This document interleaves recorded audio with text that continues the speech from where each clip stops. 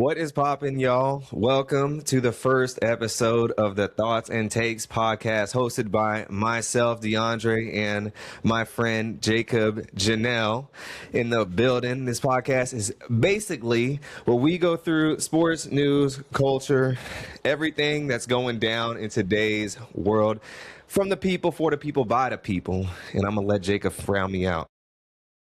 And we are not here to chase hot takes or repeat headlines. We start with how people really feel about a story and why it's hitting the way it is. Sometimes the popular narrative, it makes sense. Sometimes it doesn't. But either way, we're going to talk about it, honestly. This is a real conversation, no debate. Sometimes we agree, sometimes we don't.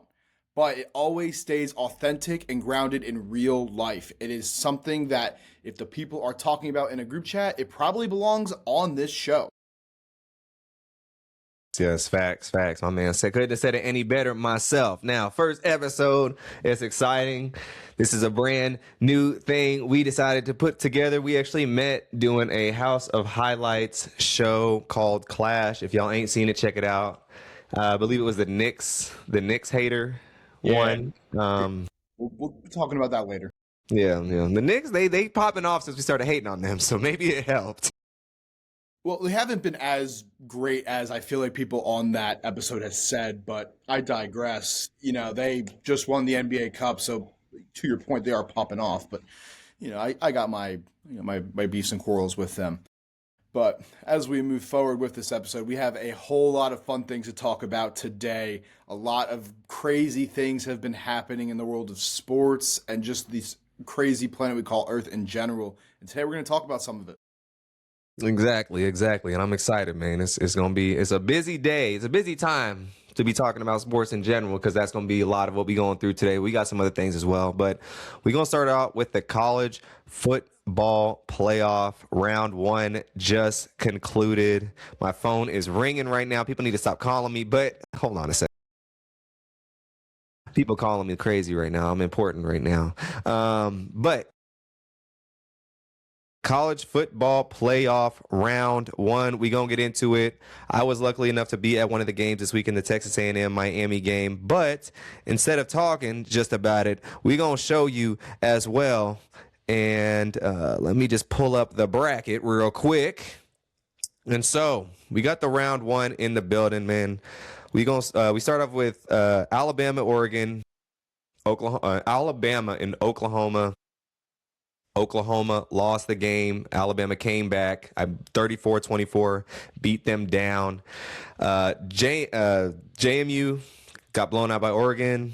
Obviously, Tulane got blown out by Ole Miss. And Miami and Texas A&M had I don't even know how to explain that game. A low-scoring affair, per se. But we'll start off with the first game, Alabama-Oklahoma. I had Alabama winning that game. I just trust Bama because they've been there, done that. Oklahoma's 0-4, 0-5 now in the college football playoff. In general, I didn't like the quarterback. I wasn't really a big fan of the whole year. He was all right. Like, he played good, Mateer, but I just go based off experience for the most part, and Oklahoma just ain't got that experience as a team. And they losing at home like that in the way that they did when they were up 17-0. That's tough, man. They're going to need a lot of water to swallow that pill. No, it was brutal. I mean, going into that game, you know, Oklahoma had the home field advantage, which of course, you know, that's always important. But going off of what you said, and, you know, there is actually a lot more to this game in terms of a narrative than just Alabama being Alabama and, you know, being the normal powerhouse that they were. This is a very important year for Alabama as head coach Kalen DeBoer, hope I'm not butchering that. He had a lot to prove going into this playoff, as this wasn't your typical Alabama football year we've been used to for the past 20 years or so with Nick Saban under the helm. He's now gone. You know, he came in from Washington, and they started out the year really rocky. I mean, DeAndre, if you remember, Alabama lost brutally to Florida State, who is now slipping into a bowl game they don't deserve to be in. More on that later. But Alabama going into this game, you know, they've had such an up and down year, and their quarterback, you know, Ty Simpson, I think He is a solid QB. I think he's a little overrated personally, but at the same time, he went into Norman and got the job done against a previous Heisman contender, John Mateer. That Oklahoma team just fell apart at the seams. Alabama going into this game is not one I really saw winning it. I actually thought Oklahoma had it because they had the advantage at home originally, but then the game happened and Alabama just roll tide. They just looked unstoppable. They looked really good. I don't know if that success is going to continue though into this next matchup we have here. And their next matchup being Indiana, who is the most hot team in college football right now, beating the other biggest powerhouse in football, Ohio State. I don't see Alabama moving forward. Really? I think Alabama has a great chance to move forward. I mean, I like Ty Simpson, man, because Ty Simpson been in the program all for 4 or 5 years. John Mateer, that's his first year at Oklahoma, and there's a lot of players that transfer is a big thing nowadays and whatnot. I try to look deeper rather than just like the game, but I think both quarterbacks in the Oklahoma Alabama game, they're obviously high sought after college quarterbacks, but in regards to like going NFL, maybe not. But good college quarterbacks, I think stability goes a long way. And I think, if maybe Simpson were to transfer, that was his first year in Alabama, maybe he wouldn't have been able to rally the troops per se as, John Mateer wasn't able to because he didn't have the familiarity behind him and whatnot. But I mean, Alabama, they ain't got Saban, but they still Bama, and they proved that. I think they got a great chance against Indiana. I think Indiana's good, but Indiana ain't played no SEC team, man. That's all I'm gonna say. They ain't played no SEC team, and it's gonna get real when they play Bama. What's the spread on that game? If you could find a spread for me, but I just think that it's gonna be a closer game than people think. The game, Alabama. This is time for them to kind of show that they can be still Bama without Saban. They proved that against Oklahoma. And they got a solid team, even with Ryan Williams being wide receiver 4. Like, I don't even think he caught a pass in that game. So, one of your quote unquote best players not even being a real participant in the game, going against Indiana, who, their quality, they beat Ohio State. Of course, they're a really, really good team. And I'm rooting for Indiana. And I'm SEC all the way, but I'm rooting for Indiana. But I just think, 4 weeks off. That's real tough because remember last year, all the top 4 seeds lost last year in the second round. Yeah, they did. To answer your question from earlier, the line for this game is actually -6.5/7. I guess it depends on the book to Indiana, and the money line is -250 Indiana. Alabama. I'm taking that spread. I think this will be a close game. I think, although to be fair, any game from here on out is going to be really close. The only one that might be a blowout will be that Miami game. Miami, Georgia, I think, right? Is that who they're playing? No, they play. They play. Yeah, pardon my French. Ohio State. Yeah, that one I think would be a blowout. But back to this, I think going into this matchup, Fernando Mendoza, there's been he won the Heisman. However, I've been hearing a lot of chatter in my ear saying he's a system quarterback. And, that is a word I've used way too much in the past 2 weeks.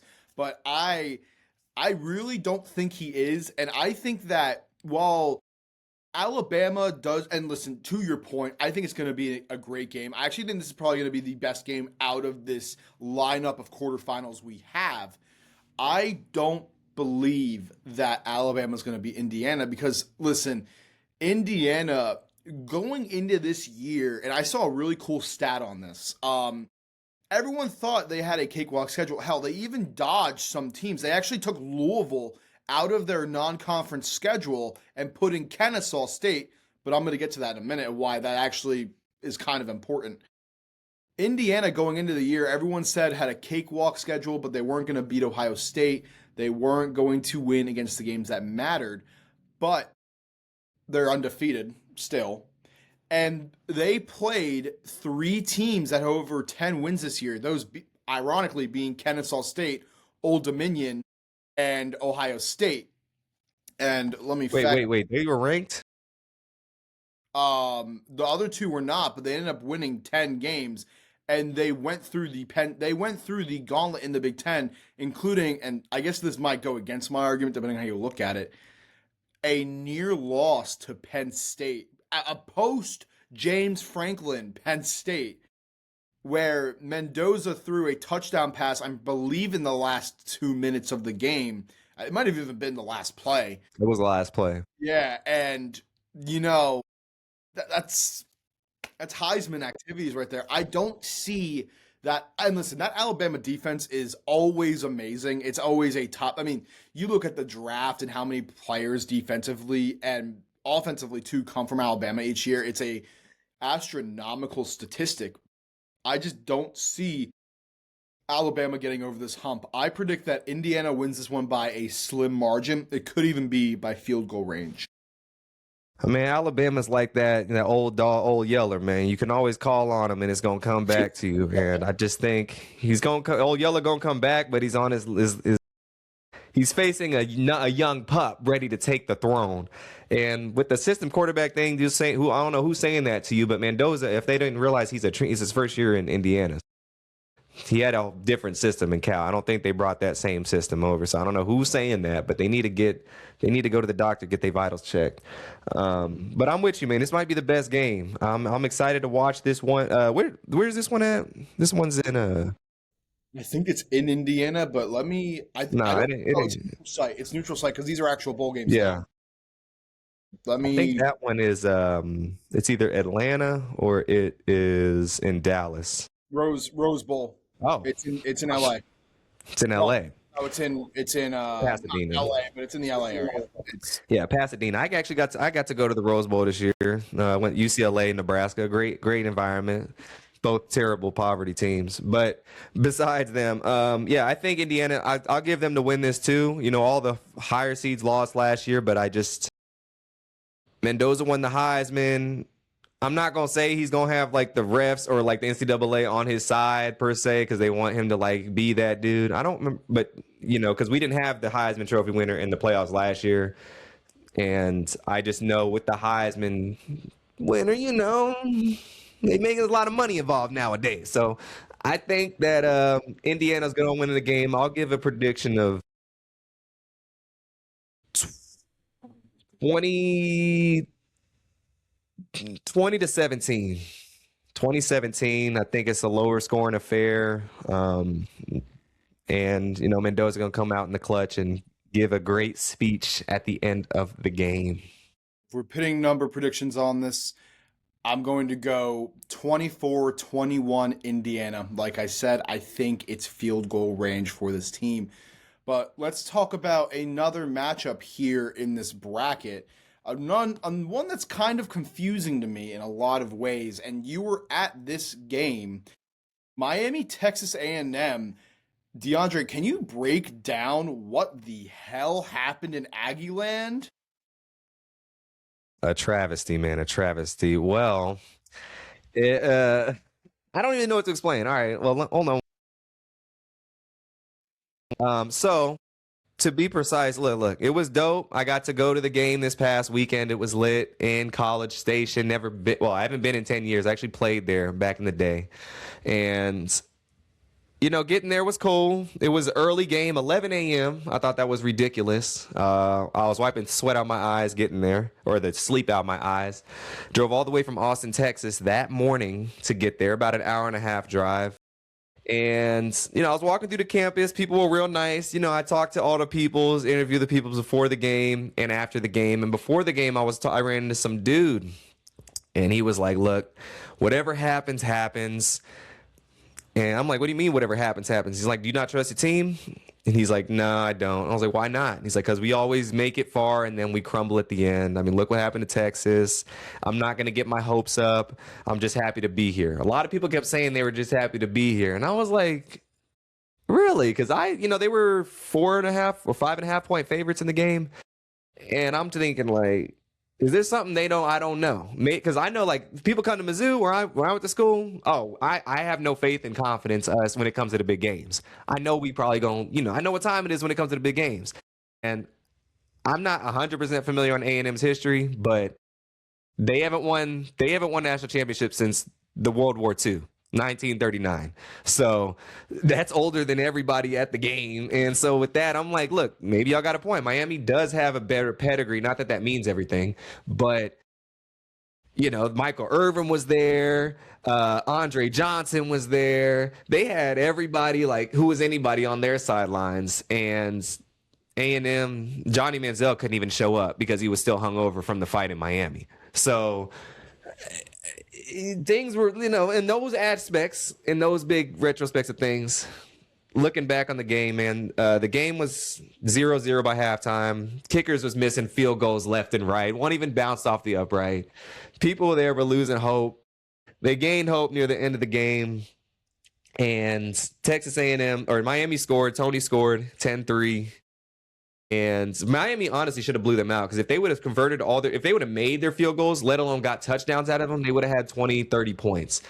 Texas A&M couldn't really move the ball. The quarterback was just not there. It was just not there. And the end of the game comes. I got the phone. I posted the video already on my TikTok and Instagram if y'all ain't seen it. The quarterback throwing it. Terrible loft up pass, interception. Game over.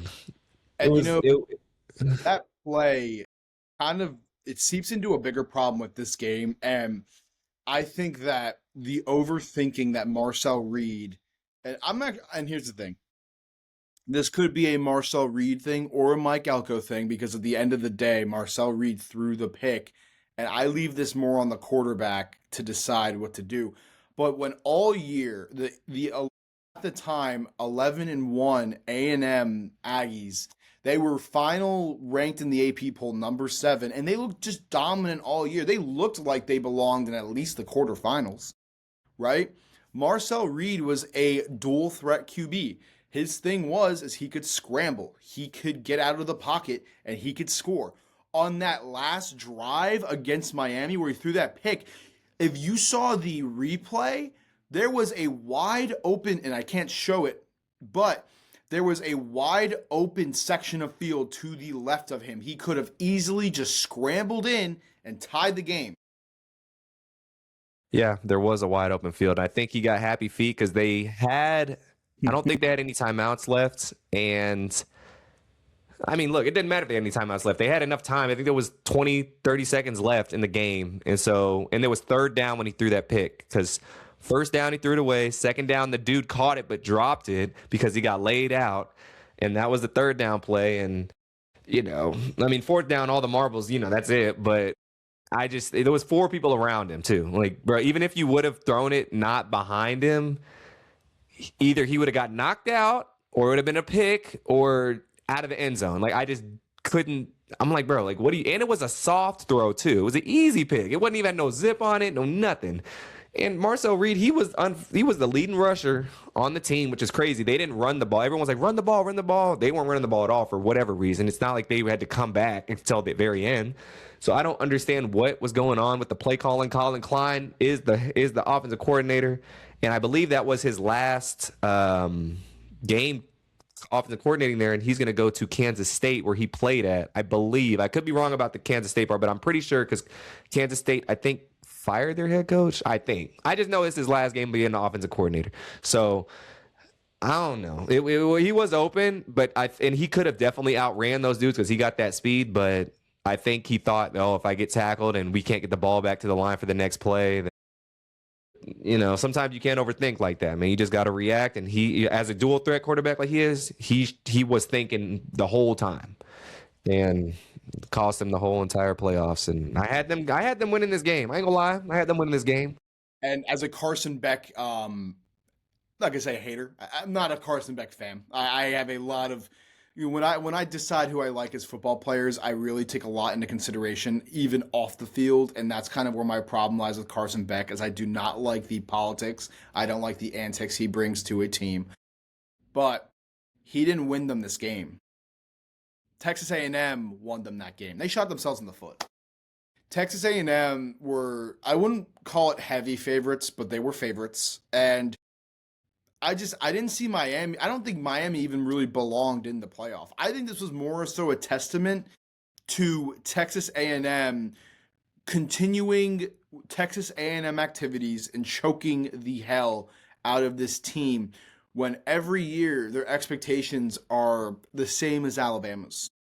I mean, let's not even bring up the Jimbo Fisher era. I mean, that was a joke. I mean, it's like comes to a certain point. You know, you could have as an expensive as a roster as you get with this team. You bring in Mike Elko, who I did like at Duke, and you just if you can't finish it, it's like. And listen, Marcel Reed is not the full problem. If you look at the game, there's many things I could break down. I'm not going to, but this team just something is going on in the front office, and they really need to reevaluate things going into next year. Looking into a different matchup though, because this one was just a travesty, and Miami going on to Ohio State. Quickly, we'll talk about that. I don't think Miami even comes close to beating this team. I think Miami gets the rock beaten out of them, just completely smoked, just K'd by Ohio State. I wonder what the spread is for that game. Because funny thing is though, with the Miami fans were talking crazy. Like they were talking crazy, and they're making it seem like this is their year. Now, I don't think it's their year, obviously. And I think Ohio State's going to take care of business. But I still think the 3-4 week layoff is going to make the game closer than what it seems. And if this spread is 13-14, I definitely think it's a 10-point game or less. The early spread for this game is Ohio State minus 9.5. Okay, right on the money with me then. So I'm taking that to cover. I don't see Miami. I think, listen, the last game with A&M, their running back got the touchdown. I mean, Miami has some great players on it. They do. I mean, they have a projected top 5 lottery pick in Ruben Jr., or Ruben, however you say his last name. But it's not enough. I think Ryan Day steamrolls the Hurricanes. Okay, we'll see, Coach. We'll see, Coach. Well, good luck to Miami, man. We're going to send our prayers out for y'all because Ohio State's chomping at the bit like a dog with the bone in front of it. So we will move on to the next 2 games real quick. The next 2 games was JMU Oregon, which was a blowout as I and many others predicted. And we had Tulane and Ole Miss, which was a blowout, as I and many others predicted. Now, look, these 2 games, I'm going to put these 2 games together because I'm not going to lie, I really wasn't watching these games too closely. Everyone knew what time it was going to be. People are going to have had many arguments with people saying, oh, there should be 2. At first, I was like, oh, yeah, there should be 2. I don't want to call them mid-majors. What would you call them? Like G5 teams. What does the G stand for? 5. G. Oh, I didn't know that. Group of 5 teams in there. And I'm like, no, they shouldn't be in there. Maybe one, but really they both shouldn't be because these are not the best 12 teams. And I don't like how the rules say, oh, we have to include at least 1. And the only reason there's 2 is because the ACC didn't have another at-large. Someone's like, oh, you blame the ACC? I'm like, no. Just put another SEC or Big Ten team, or put Notre Dame, put Texas, or put Vanderbilt on there. I wish Vanderbilt would have got in because I think, too. I also wish Vanderbilt was in the playoff. They should have been. They should have been. And it's like, I understand why Texas isn't, and I understand why Notre Dame isn't. But I think having both of these 2 teams in was just a waste. Like, it was a waste of 2 games. These games were not close at all.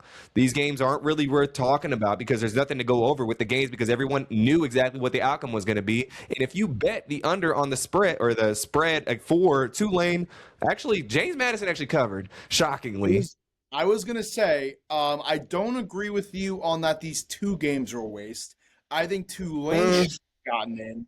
I think James Madison deserved to be in the playoff. I don't think so.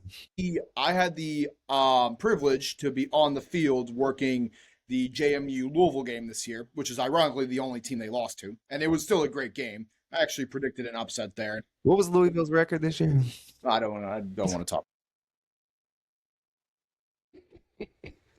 We'll get to that later. But JMU They ran a very weird quarterback system where their backup was Matt Skolka. Their starter, I don't remember his name, but they had a passing rushing duo that they would sub in and out, and I really liked it. I think that they had a very creative scheme, and their head coach just left, and now Billy Napier is a fucking Duke, which is crazy great hire. I love that for James Madison. But the JMU Dukes, I think, absolutely deserve to be in the playoffs. Tulane, on the other hand, I did like Jake Retzlaff going into this year. I thought he was very good at BYU, and I thought he was smash transferred for Tulane. But I don't think they belonged in the playoff. I think Vanderbilt should have been the 11 seed getting in and should have been playing Ole Miss.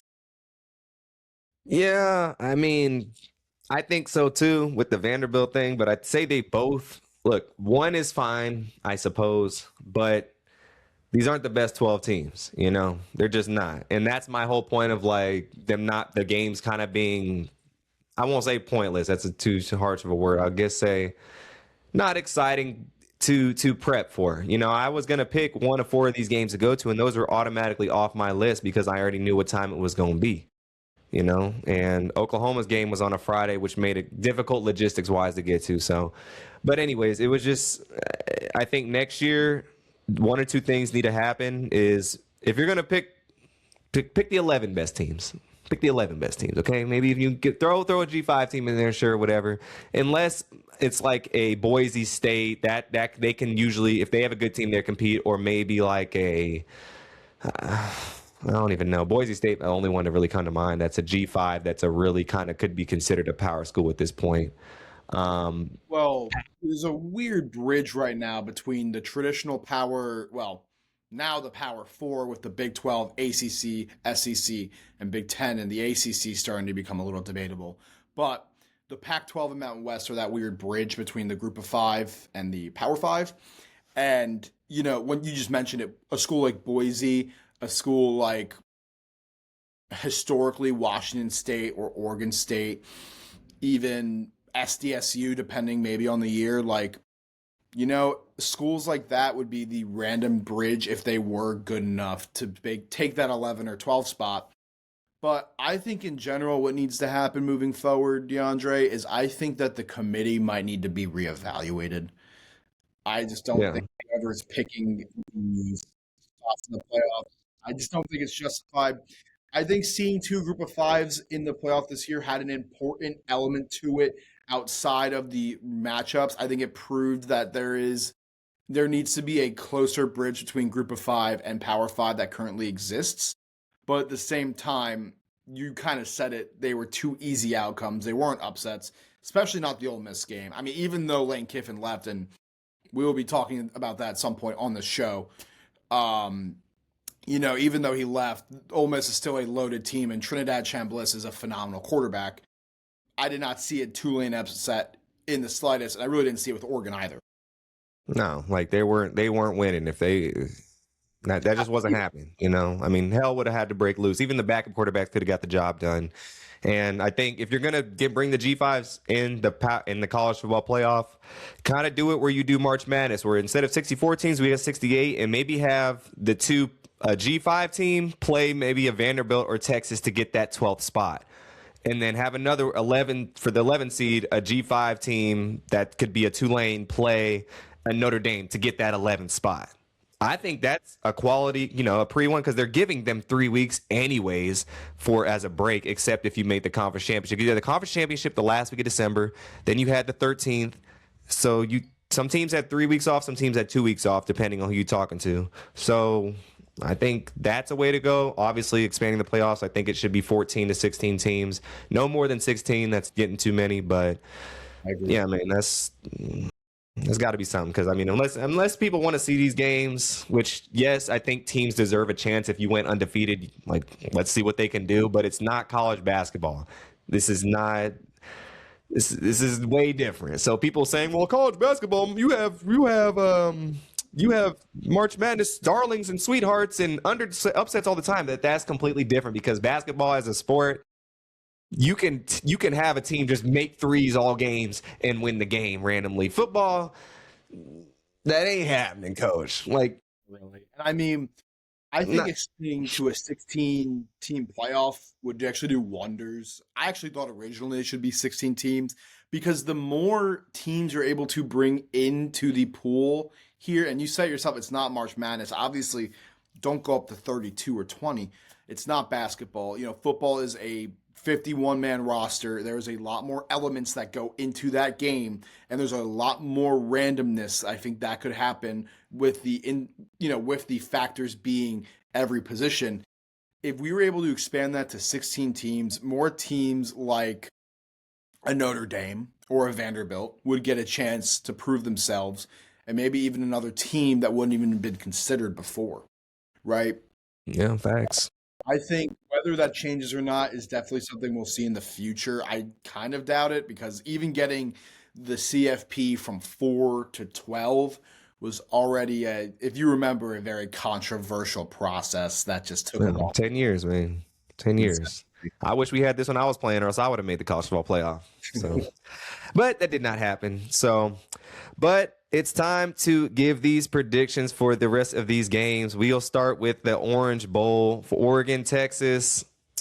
I'll actually be at this game, so I'm going to be excited. It's awesome. This game is in Miami. Neither team is really that close. Maybe, yeah, they're neither that close. I'm going to give it to Oregon just because I think Texas Tech had a long enough layoff to where I think they will be extra rusty, kind of like last year. And Oregon got blasted by Ohio State last year. So I think this is their Disney Plus redemption story. ESPN loves stories. Disney loves stories. Oregon's a great story to bring back. And oh, they got blown out. They're going to talk about this all the way. They got blown out last year, and now they're back. And I think they'll get the job done based on that. I'm going to have a high scoring affair. I think it's going to be Oregon 30, Texas Tech 17. I disagree. I think Texas Tech, there's a lot of controversy surrounding the Red Raiders this year. They have one of the most, if not the most expensive roster in college football, or at least the Big 12. They are just dominant as hell this year. Their linebacker was a Heisman candidate. And I think that, especially with this being a neutral site game and Texas Tech being just a little closer than Oregon, I mean, you have your point. Texas Tech has had more time off, but this is a team that has looked legit this year, and they haven't been slacking. There hasn't been a whole lot of antics here off the field. This isn't a traditional powerhouse either. They are hungry as hell to do well. And I think that Texas Tech, I don't think they destroy Oregon, but I think they win. I think Texas Tech beats Oregon. You see, this is a tough score right here. I don't think this is going to be a very field goal heavy game, but I think that Texas Tech wins this one 31-21. You know what Texas Tech's best win is of the year? BYU. BYU. I mean, look, they also haven't, quote unquote, played anybody, and they have the time off. And Texas Tech, they might have had a Heisman candidate top 10 as the linebacker, but they haven't proven anything to the masses either in regards to who they've beaten. So I think they have an easy Big 12 conference. That's about it, Coach. But I think that's why, actually, I think that's the reason why they're going to do so well, is because they have this narrative that they haven't put anyone, which, here's the thing about the Big 12. It's not, and listen, as someone who has worked for the ACC this year and who has been around that environment so much, the ACC is a weak-ass conference. The Big 12 is stronger than that. It's number 3 on the Power 4 chain, but Texas Tech had some interesting competition this year. I mean, you had teams that were definitely upset-worthy teams that were in this conference. I mean, BYU, I think, had an argument to be in the playoff for most of the year, right? They were very good. Texas Tech, they beat BYU. West Virginia, terrible. UCF, mid. They beat BYU twice, but whatever. Kansas State, bad year for them. Oklahoma State, god awful. Arizona, they lost to Arizona State. Kansas, terrible. Houston, I'll give them Houston's respectable. Utah, respectable. They're good. I'll give Utah as a good team. Oregon State, terrible. Kent State, terrible. Arkansas Pine Bluff, terrible. I don't think they lost to Arizona State, who's unranked, and then they beat a good Houston team. They beat a good Utah team. But I I think this goes along with the narrative that this team is hungry. They have a lot more to prove in this season, and given their seed, I can see it being I think it genuinely is a toss. Like, I mean, whoever this is gonna be a close game. And yeah, it's gonna be close. I mean the spread on this one, right? Like, And I think, unfortunately for them too, Mahomes not going to be there because he just had a surgery, so he's not going to be there to cheer them on. So he's not going to be able to give them that magic. the Oregon Ducks are favored by 1.5 points, -1.5 Oregon. That is, That's what I'm talking about. But I guess we'll see. I guess we will we'll see. see. But I We'll still see. We'll think see. Tennessee gets this one. Big Ten. Okay. Well, I got the Big Ten. I got the Big Ten taking it as well. You mean Big 12, or you said Big 12. So, and then we'll go down to we already talked about the Rose Bowl and the Sugar Bowl, Ole Miss and Georgia. That is in New Orleans, where that craziness happened last year. I think that Georgia wins this pretty easily. I ain't gonna say easy, but I think they win this closely because they had the time off. It's not gonna be a blowout. Ole Miss doesn't have their coach, of course. They blew out a Tulane. They got that false hope. Georgia's hungry because they trying to get back. Kirby, he's trying to get back, and I think Georgia takes this. I'll say this one might be 34-20. So here's my take on this game. Listen, Kirby Smart is one of the geniuses in the landscape of college football, one of the smartest coaches, one of the best coaches. And Georgia, just has been one of the most dominant teams in the last few years. But how I really feel about this matchup is, and this is what I've been hearing online, I've been seeing a lot of rumors. There is a lot of conversation with these coaches being talked about of who doesn't belong in the playoff this year. Who are the biggest frauds? And whether they can control it or not, given their circumstance with Lane Kiffin leaving, it is the Ole Miss running Rebels, right? They are just not supposed to be here given their current circumstances. Their roster is still intact. They are still very hungry, and there is a great narrative with that team. Their coach left them, and the coach, Lane Kiffin we'll talk about another time, very drama-riven. A lot of controversy comes around him. They have someone else within the program step up, and now he's leading the team. I think Ole Miss will put up a fight at most, but I see Georgia just completely blowing the brakes off them. The last time they played, it was close. I will give Ole Miss that, but that was under Lane Kiffin. Controversy aside, he is a great coach. And I think that Georgia wins. I think they steamroll the Rebels. You could say hotty toddy all you want, but I think that Georgia wins this game, especially, I love that this is in New Orleans too. It just really, there's going to be a ton of fans at this game because NOLA is really not horribly far from, it's a little far from Athens, but it's not horribly far from Oxford. And I think that it's going to be an electric environment, arguably the best one out of this whole slate. And there's a great story here, but I think Georgia wins this one 24-7. Oh dang. You ain't giving them a shot. I'm only one. Look, I'm with you there, coach. They'd be lucky to get 2 touchdowns. That's all I'm gonna say. And Georgia, they're a team that's experienced. Then they can use the rest to their advantage rather than it being used against them. But yeah, Gunnar Stockton. What they call him? I went to the Georgia Tech game. They were calling him Stunner Glockton, and he gonna stunt all over them. So Yeah, seeing Georgia play as well, and it was a close game against Georgia Tech too. But that's a rivalry game, so a little different. But yeah, I think, like you said, they're gonna take care of business, and we will see them in the semifinals. I do have one question before before we move on to the next topic here, and it's based off of this Georgia team. You mentioned Gunnar Stockton. He's been great all year, and he was Kind of like Ty Simpson, he kind of came up through Georgia, to my knowledge. He sat behind Carson Beck and he waited for his turn, and he turned out to be great.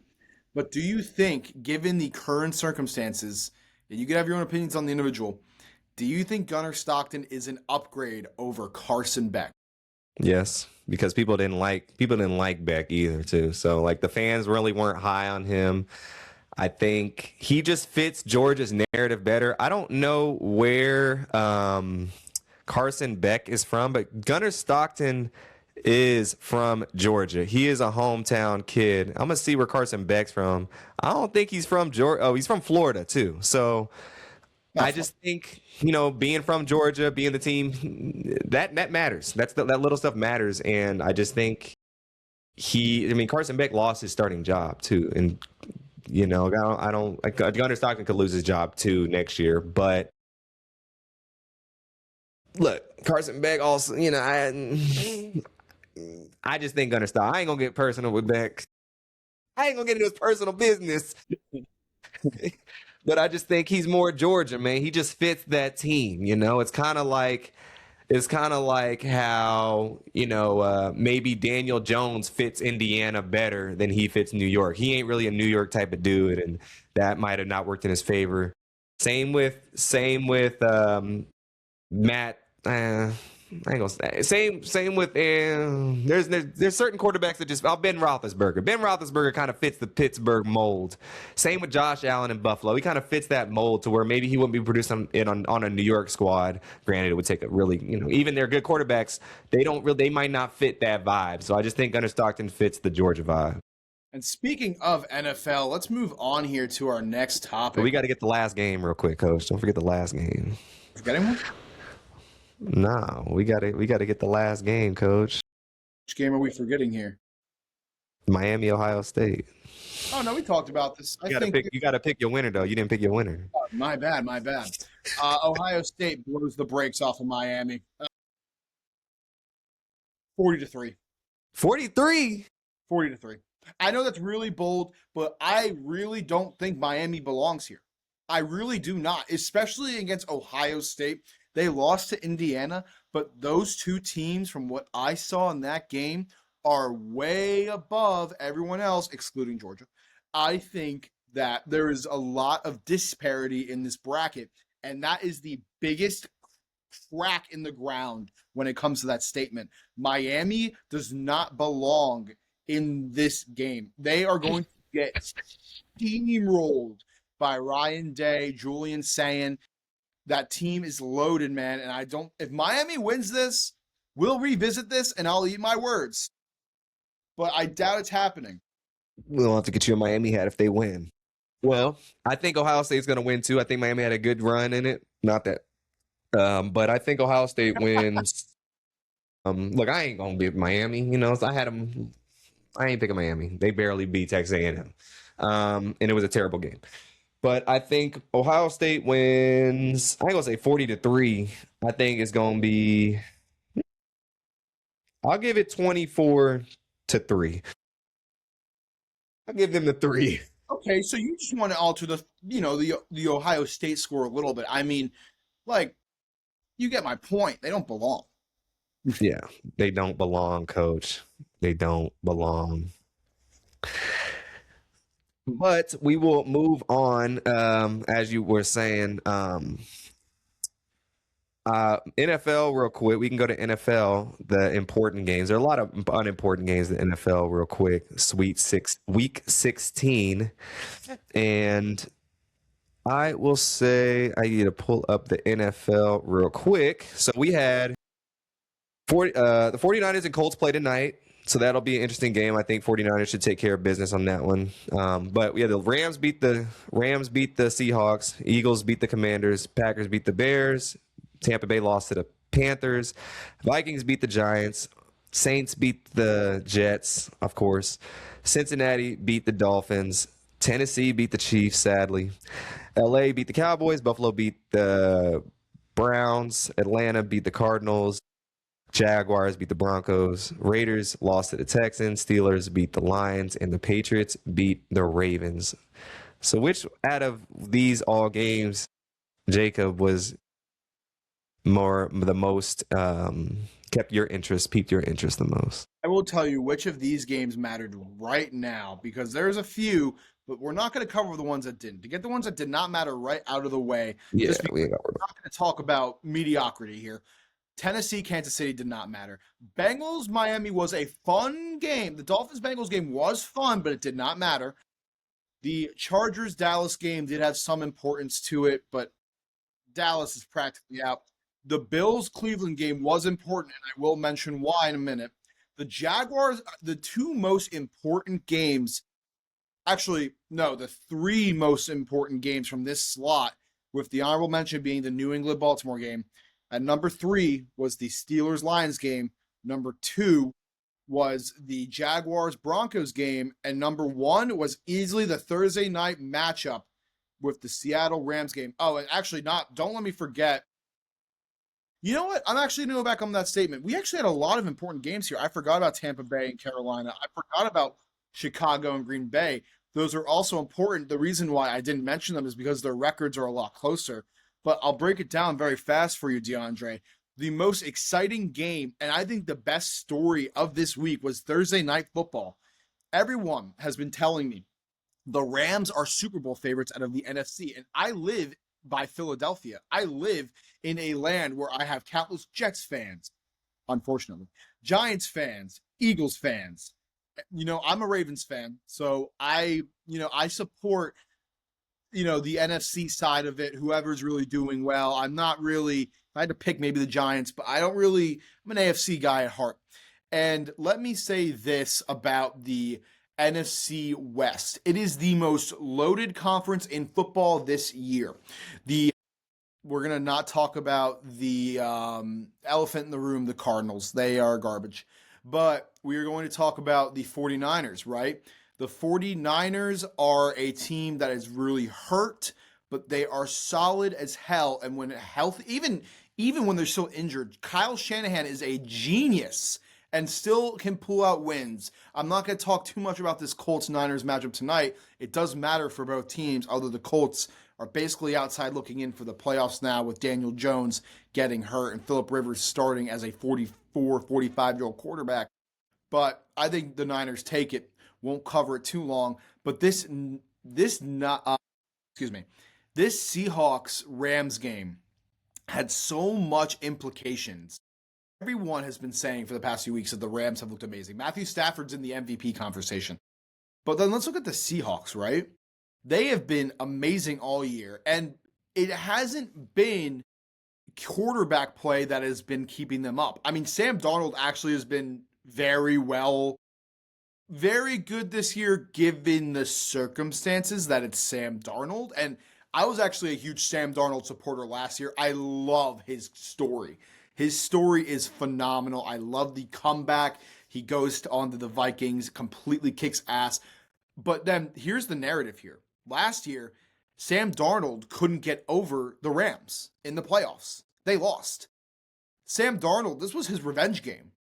Sam Darnold did the impossible, which was beat the LA Rams on a freezing night in Seattle where the Rams looked unstoppable. And it wasn't until the fourth quarter where I remember watching this game. I was at my buddy's house and I really looked at the score and said, okay, Rams have this one. It's over. It went to OT. Sam Darnold pushed it to overtime and beat the Rams on a 2-point conversion. But let's not forget he took care of them. The real person who's been the difference maker on this team, besides the coach, who has been phenomenal. Jackson Smith and Jigba has shot up the rankings, is the best wide receiver in the NFL currently. Best. Puka Nacua is up there. I mean, here's the thing. You have to look at it from stats. You have to look at it from the performance and impact he's had on the team. He's a captain. JSN has took the biggest leap. I would say talent-wise, Jamar Chase is still probably the best. You have the margin for Justin Jefferson. Puka's now in that, which Puka, I love his story too. But Jackson Smith and Jigba has given the Seahawks consistency and reliability at a position it's very difficult to find that. You have a lot of good wide receivers. I'm sure you know this, playing college back in the day. You have a lot of good wide receivers. but you don't have a lot of amazing wide receivers. And he is that fine line between that, especially when the narrative going into the year for the Seahawks is that JSN wasn't really that good. He had a lot of arguments around him that Chris Olave, Marvin Harrison, and Emeka Egbuka, even now, were going to be better receivers than he was. No, you're right about that. I mean, definitely gonna be the best receiver in the playoffs, hands down, because all the players, the receivers on good teams ain't even making the playoffs. So, he has a chance to put his stamp on his approval and get his stamp of approval and get into all the clubs he wants. But yeah, look, that Seahawks Rams game was lit. Best game of the year, easily. Extreme. Game was lit. I like the Seahawks, man. My team is Kansas City Chiefs, for y'all who don't know. I'm from Kansas City. And my second, but I have two teams, Chiefs and the Panthers. The Panthers are my team because I was born in Carolina, and I was a Carolina Panther fan all throughout growing up because I didn't want to be the same as every other Chiefs fan here. So I'm happy to see they won the game. But yeah, to follow you up, you're right. Darnold got his revenge. I like Darnold. I thought the Vikings never should have got rid of him. I'm not high at all on J.J. McCarthy. I am a J.J. McCarthy hater. I'm a huge J.J. McCarthy hater. 9 is the dumbest thing I have seen in years, and that dude needs to just be labeled a bust. Move on. Bust or backup quarterback, one of the two. I mean, he could hold that clipboard pretty well, I heard. He is doing a disservice to Jordan Addison, T.J. Hawkinson, Justin Jefferson. He just needs to go. Yeah, it speaks volumes because what Darnold did with the exact team he had last year, and then look at him now. He's injury prone. Like I said, people are like, oh, he only played 2 seasons. He's injured. If you get hurt your whole first season, you're injury prone. That's what injury prone is called. He was only good at Michigan because Jim Harbaugh, he was a system quarterback. He was that is the argument. He is a system quarterback, and he does not belong in the NFL. I stand by that. I will never have a different take. J.J. McCarthy could be an XFL quarterback. Buy you in the same state of Missouri. Get him on the St. Louis Battlehawks. He'd kick ass. Dang, not in the NFL? I know that was a little harsh. I have Justin Jefferson in fantasy. I have very harsh feelings towards. Not in the NFL? He's a backup. But I mean, sorry, keep going. No, I mean, I'm kind of with you. I mean, he won a national championship. I think if you win a national championship, I've always thought this. If you win a national championship as a starting quarterback, you deserve a chance. But that does not mean you should be a first-round draft pick when you have proven that you cannot throw the ball to win your team games. You didn't win his team games. His coach did and the running game did. And he was there. Of course, he was quality. And they say game manager is an important part of the game to manage the game. I'm like, look, I ain't trying to hear all that. If you put J.J. McCarthy on the Jets, they will be terrible like they are this year. He's not going to win you the games. And if you going from a quarterback who is winning you games, 11, 12, 14 games last year, and y'all ain't even sniffed the playoffs this year, I don't want to hear it. The last thing I'm going to touch on for this Rams-Seahawks game, and you kind of harping off J.J. McCarthy at Michigan was not the centerpiece there. His name was actually Blake Corum, who, may I add, is currently stirring up some trouble in L.A. He's giving Kyren Williams a run for his money. He had 14 carries, 48 yards, 1 touchdown, and he went 1 for 2 on receptions and 13 yards. He had a very solid performance for someone who has been very touted in a tricky LA run game. And, that's someone I think that if we're talking about Michigan players that belong in the NFL from that Harbaugh squad, it would be him over JJ. I don't have confidence in JJ McCarthy, but let's shift gears. You mentioned to me that you were a Panthers fan second. I actually have a lot of respect for that. I love the Panthers because I love rooting for the underdog. And even though I hate David Tepper, terrible owner, he finally stuck his neck out of the team. And now the Panthers, as of last night, I believe just clinched the NFC South, right? I don't know if they clinched it or not. That was confusing on me because usually I would see the shirts come out and whatnot if they clinched the division. So I don't think they clinched it. I think they will win it. I think they have to win the last game or the Bucks have to lose because I think the Bucks own a tiebreaker because the Bucks did beat them early in the year. And I don't know how I think the point spread is the secondary tiebreaker on that. And then ending up Blake shout out Kyron Williams, the other LA running back from Missouri as well. And I thought you said Blake Corum stirring up trouble. I thought you meant to say he got in trouble. I was like, what happened? but No. but yeah, shout out the Panthers, man. They've been my squad for y'all who really know me like that. You know, I've been rocking with the Panthers for the longest. Cam, of course, Jake Delhomme, the list goes on. But yes, the last 10 years have been putrid for the team. And if they were to make the playoffs this year, I'm going, obviously, I cover the games and whatnot, but that'll be hard for me to pass up not going to that game. Now, usually I like going to Philly. It's easy to get there from New York, but if they host a playoff game, I might have to slide on down to Carolina. I mean, they took care of the Bucks, but this is what I think. You know, I still think the team has a long way to go. I think Bryce Young got a long way to go. That was going Bryce, to be my first yeah, go question ahead. to you, actually.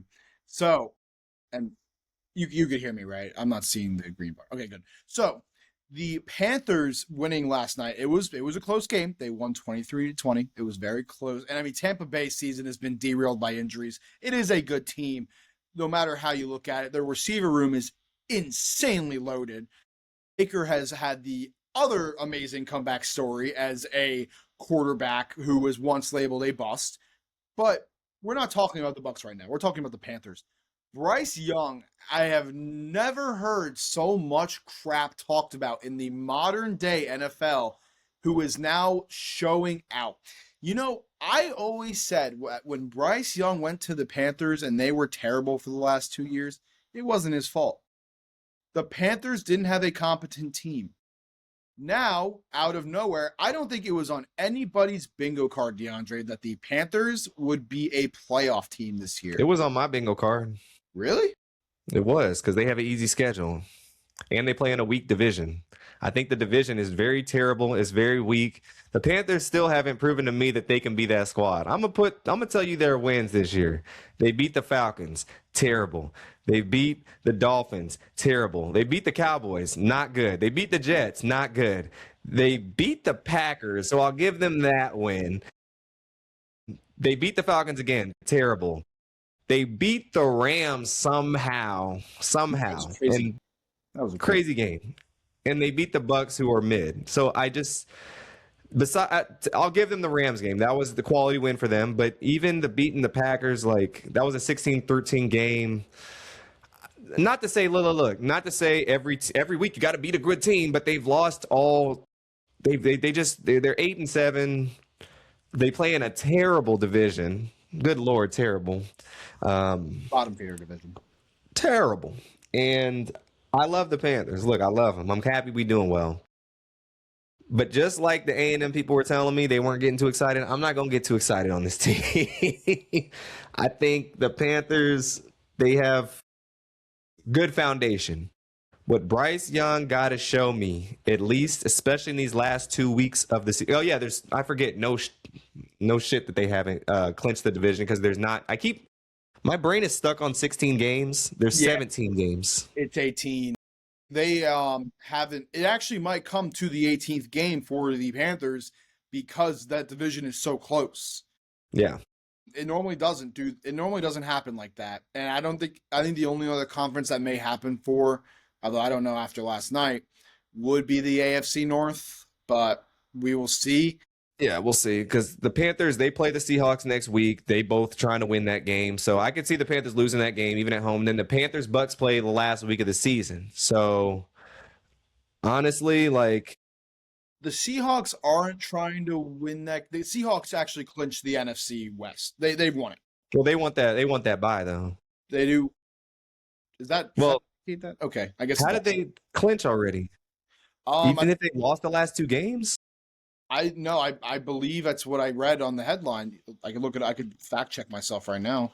That's interesting. If they clinch it, then maybe they'll rest their players. And the Panthers got a chance if they rest their players. But I think if the Seahawks play, Yes. Oh wait, they clinched the playoffs, but they have not clinched the NFC West. I was incorrect on that. My apologies. The Panthers losing next week. We losing. I don't believe in the team, man. I mean, look, Bryce Young is cool, but look, he's 2,691 yards passing, 21 touchdowns to 9 interceptions. That's close to a 2-to-1 ratio. That's all right, but I ain't gonna win you anything in the playoffs. I need quality stats. I mean, I don't even think he'll crack 3,000 passing yards. I just think that in 63.5 completion percentage, that's all right. He's all right, like he's all right. I just think the team around him keeps getting better. I mean, J.C. Horn on defense has been stellar. Ted McMillan has been great this later half of the year. I mean, Xavier Legette needs to do more, in my opinion. But Rico Daddle's resurgence is one of the greatest stories of the year. Chuba Hubbard's still a solid running back. And their line, their line hasn't been horrible. I mean, they haven't been great, but they haven't been horrible. I mean, the Panthers are an interesting team to keep an eye on going forward.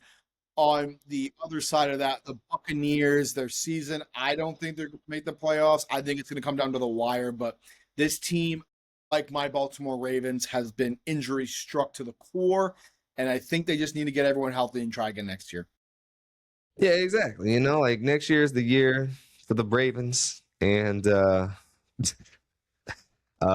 mean, the Ravens, yeah, especially after last night. But, yeah, I mean, the Panthers, like, look, they beat the Bucs. I'm happy. Congratulations. But I could still see turmoil coming across the water. And, they haven't made it through the moat yet. They got a little bit more work to do. But I'm gonna just be honest. Like, if they make the playoffs, all the teams that they could play, they're not beating the Seahawks in the playoffs. They're not They could beat the Bears. I don't believe in the Bears 100% either still. They're not beating the Eagles. They're not beating the Rams. They're not beating the 49ers. The teams they would play in the first round would be the Rams, the 49ers, or probably they're going to play the Packers or the Lions or the 49ers. One of those three teams they'll probably play in the first round if the Panthers make the playoffs. Because the Panthers are getting the 4 seed. They're not getting the 3 seed. They'll make the 4 seed and they'll play the 7 seed.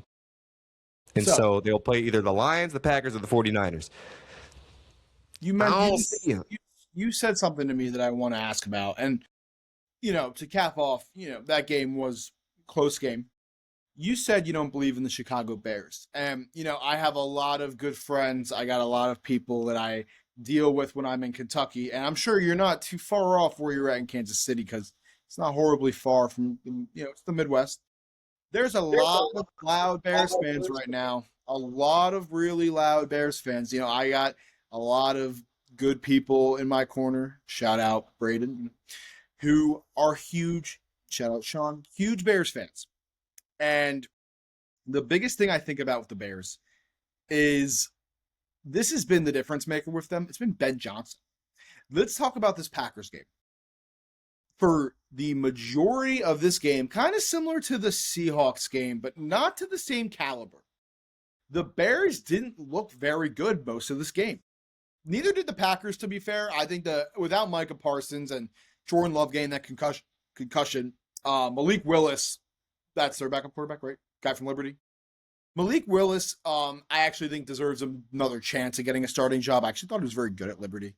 But the Packers were not doing well. Josh Jacobs had an abysmal night. And I mean, it looked like it was going to be a field goal type of win for the Packers or whoever was going to take this. But then in the very last minute, Ben Johnson does it again. And this is the most intense rivalry in football. I know there's a lot of arguments to be made, but if you've ever been to the region, if you've ever seen how these fans interact, the only intense rivalries I've ever seen outside of this one have all been college rivalries. There are a few other ones with, the Chiefs, the Eagles. Oh, don't even get me started on Eagles fans. But the Bears-Packers rivalry is heated as hell because it's always very close. The Packers, one of the greatest teams of all time. The Bears, a really good program historically. But the Bears this year, Ben Johnson, do you remember week 1 when the Vikings beat the Bears and we all said J.J. McCarthy looked good? Yeah, I was at that game. I saw that game. Yeah, it's very funny how that narrative flipped because now Ben Johnson's doing Ben Johnson things. The Lions just lost and I'm pissed they lost to the Steelers. Oh, I hated that game. But The Lions just lost to the Steelers without their amazing offensive coordinator, now head coach Ben Johnson. Ben Johnson, Caleb Williams, and DJ Moore are currently heroes in the Chicago greater area. And that in overtime, when they got there, I didn't even think they were getting to overtime. I was watching the game. I just didn't really think it was going to happen. But then they got the ball on offense. And Caleb Williams threw that 45-yard pass to DJ Moore. And suddenly, and you're very familiar with DJ Moore if you're a Panthers fan, DJ Moore has been extremely, extremely boom or bust this year. Rome Odunze emerged as the great number one that we were all waiting to see emerge, but then he fell off a rock. Then, you had that weird trio of DJ Moore, Ocadius Zacchaeus, I hope I did not butcher that, and Luther Burden, which, by the way, I know you went to Mizzou. I love Luther Burden out of Mizzou. I thought he was super slept on in the draft. I think he fell for the wrong reasons. He's going to be great. But they had that interesting trio. They had Cole Kmet. They had Colston Loveland, who I had mixed feelings on. And they had, DeAndre Swift. And shout out my Jersey guy, Kyle Magnai from Rutgers. But Caleb Williams has single-handedly proven, at least in the scheme of Ben Johnson, that he is showing to be worth the number one pick. Caleb Williams has been the most controversial figure since that draft, as, you've had other quarterbacks taken lower than him doing better in the recent field of things, but I think that this was a prove-it game for Caleb. And now the Bears are legit. I do believe in the Bears. I think that the Bears have a solid defense. I think the offense is rolling, although it can be... It's like a crappy generator. It takes a few pulls to get started up, but once it does, it keeps going. No, I think look, you made some good points with the Bears. I think the Bears, look, being at week 1, I've never been to Soldier Field for a game. I got to see everything. They lost that game. I made a video talking to Bears fans after the game. They were all distraught. Oh, same old Bears, another season, this, that, and the third.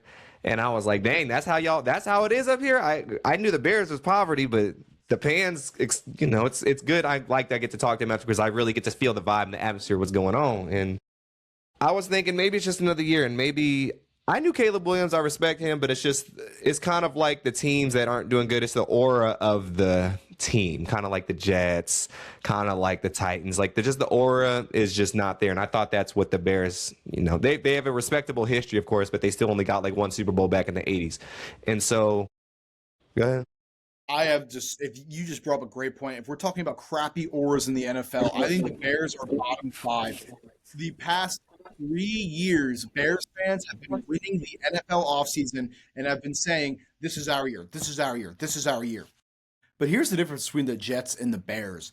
The Bears, the past few years, have been expecting to be good.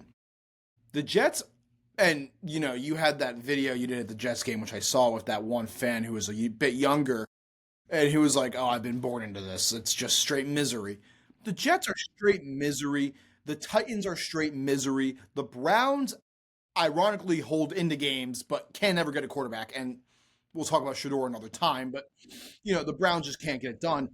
The Bears have a horrible, horrible aura for the fact that they are great on paper most of the time, but the coaching doesn't get it done or they just choke.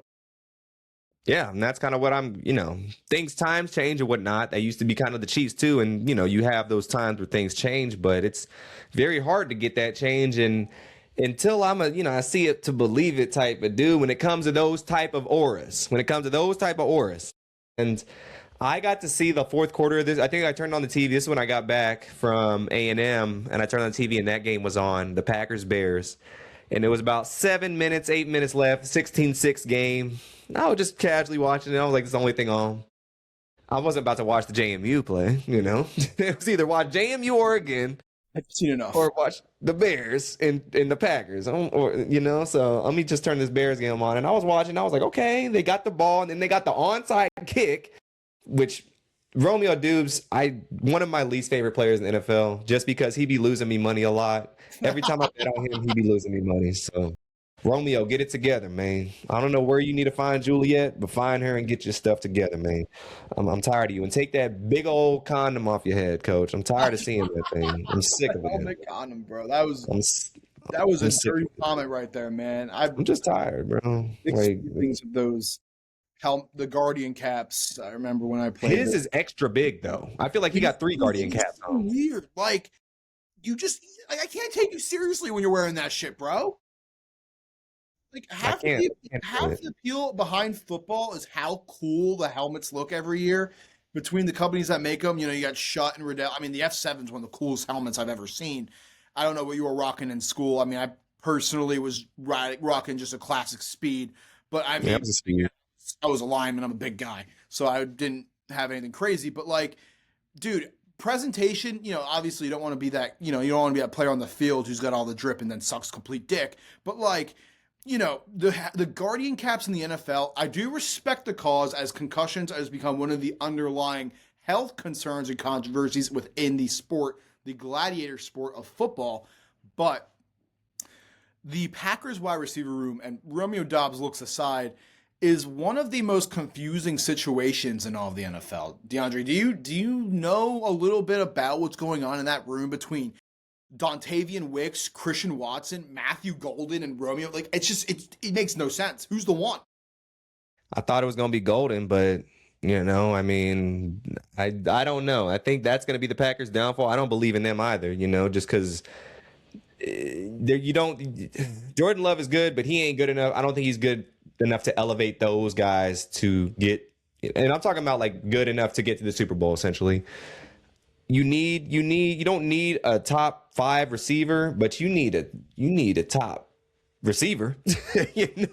Like in generally speaking, and we don't know who's gonna be there, who's gonna show up. If you ever place a bet on a Packers receiver, don't do it. Save your the stress. And I think that seeing that game, especially just how everything went down. Love got hurt in the whole night. I watched the game. Love was out. The game was like, what happened to Love? And so just them getting the onside kick, and then Caleb Love obviously getting it to DJ Moore at the end, and them winning in overtime. I think the Bears, look, they're fun to watch. They're a quality team. But do I think the Eagles will beat them? Yes. Do I think the Seahawks will beat them? Yes. Do I think the Rams will beat them? Yes. Do I think the 49ers will beat them? Yes. Like, they're the best. They're the worst best team in the NFC. I actually, I think you actually said the worst best team that wasn't the Bears, and I think this might be, The Eagles? yeah, this might be the controversial part of the episode. I think the Eagles are incredibly overrated, and I mean, listen, I loved Jalen Hurts' story last year, and I love the sponsorships he did with Jordan Brand. That was such a random statement. But let me say this, right? The Eagles, Patullo has been on the hot seat for most of the year, but this is a team that they've been coming together they've been beating teams that are bad. Like they just beat the Commanders, but even though the Commanders are starting to come back, I mean, they lost to the Bears recently. They lost to the Chargers, which was, if you watch that game, Jalen Hurts completely just soiled himself. 4 interceptions, and the dude looked like every narrative against him was correct.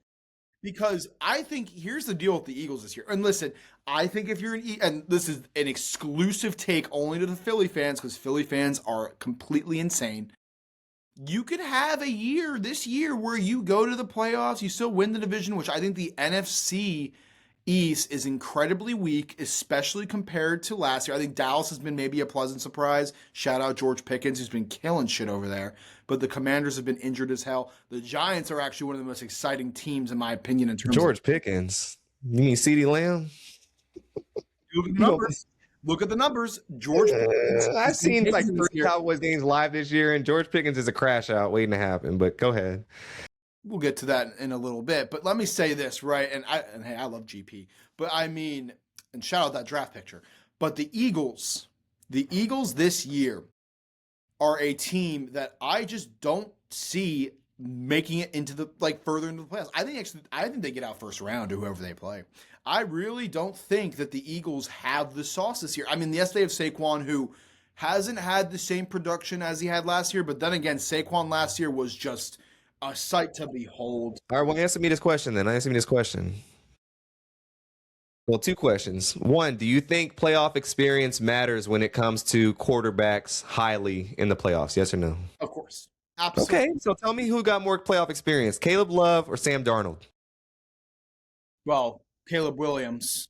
Caleb Williams, sorry. Caleb Williams or Sam Darnold? All good.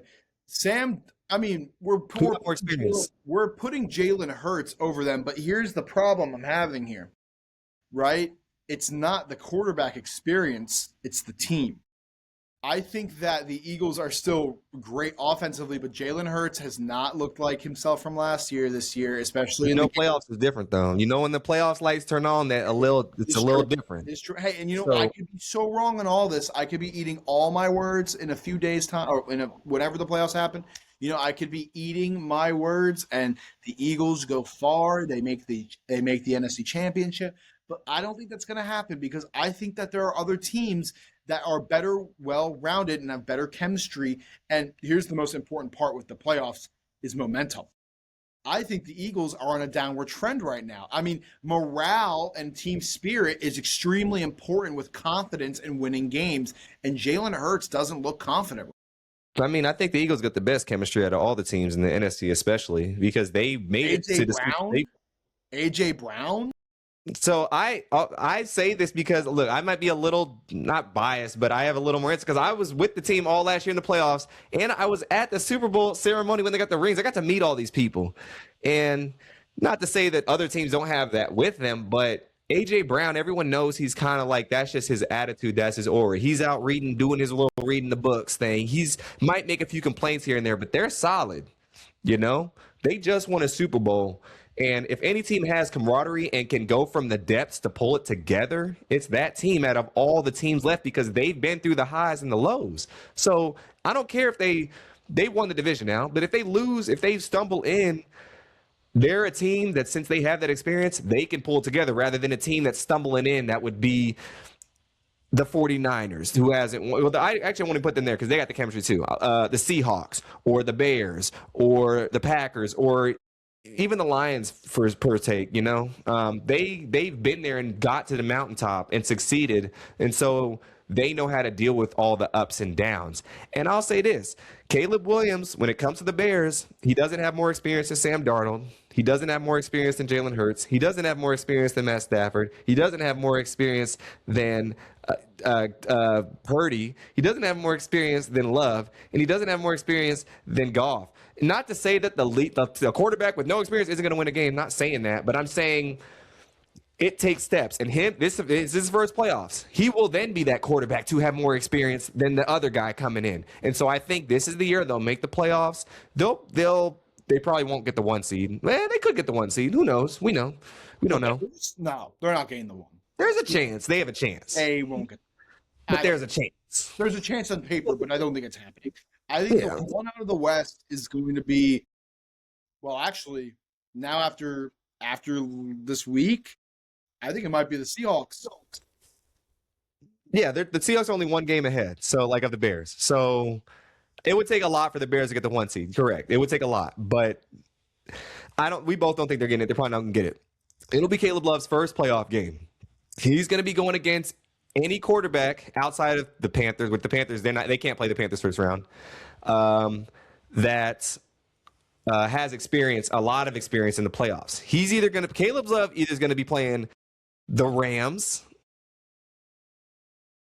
the 49ers, who just won the Super Bowl 2 years ago. You do bring up a point. Here's the thing. The Rams is a terrifying... All right. Rams versus Bears. Give me the Rams all day. I mean, the Rams defense is great this year. But the other team. 49ers? The 49ers.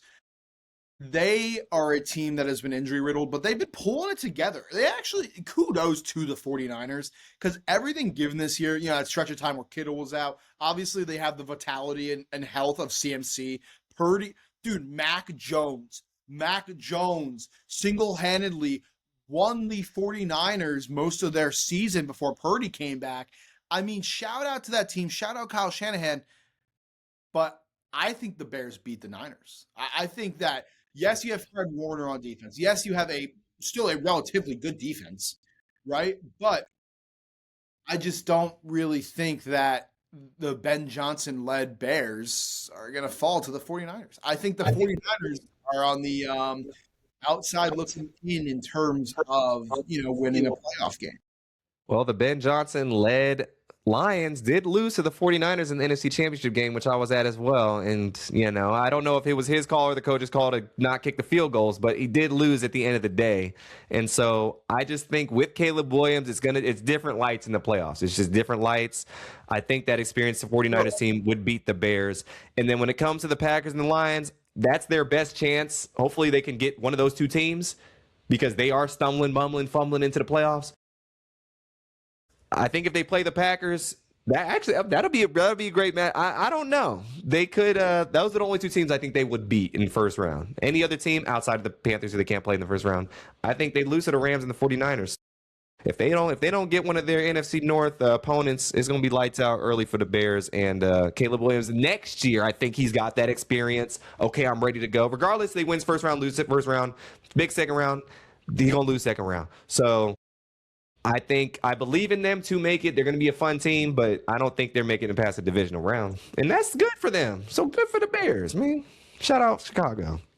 So we've talked this whole time we talked NFL, we have strictly focused on the NFC. Now, I forgot about the other division. Let's shift gears to the very visibly weaker division this year, though this is the division where, in my opinion, the most parity in the league lies, the AFC. Before we get into this week's AFC results and what teams we got for the playoffs, we'll talk about our, how we feel. What are your thoughts on this year from the AFC? Man, it's a new king of the castle, man. Mahomes is out. It's sad to see, and so I never predicted this at all. I knew we stumbled in the Super Bowl last year, but this year it's going to be a new man on the throne. I think AFC. I've always been more of an NFC guy, but outside of the Chiefs, of course. But it's going to be interesting. I don't like all these teams, so it's kind of hard to pick them. Except, we can go through. The Broncos. I don't believe in Bo. I'm just going to put it like this. I don't believe in Bo Nix yet. Drake May, I believe in him more than Bo Nix. Trevor Lawrence, it's his time to shine. I'm thinking that it's the Jaguars' time to get to the Super Bowl. It's Super Bowl or bust this year for them. He's the quarterback with the most experience. He's a Heisman. Is he a Heisman Trophy winner? No, he is not a Heisman Trophy winner. He didn't win the Heisman. He was a first overall pick. He's been with the team for 4 or 5 years at this point. They got a solid team, overall team. Did he win the Heisman? No, he was the runner-up to Devonta Smith. Oh, runner-up Heisman. So he has something to prove in those regards. Heisman. I think the Jaguars.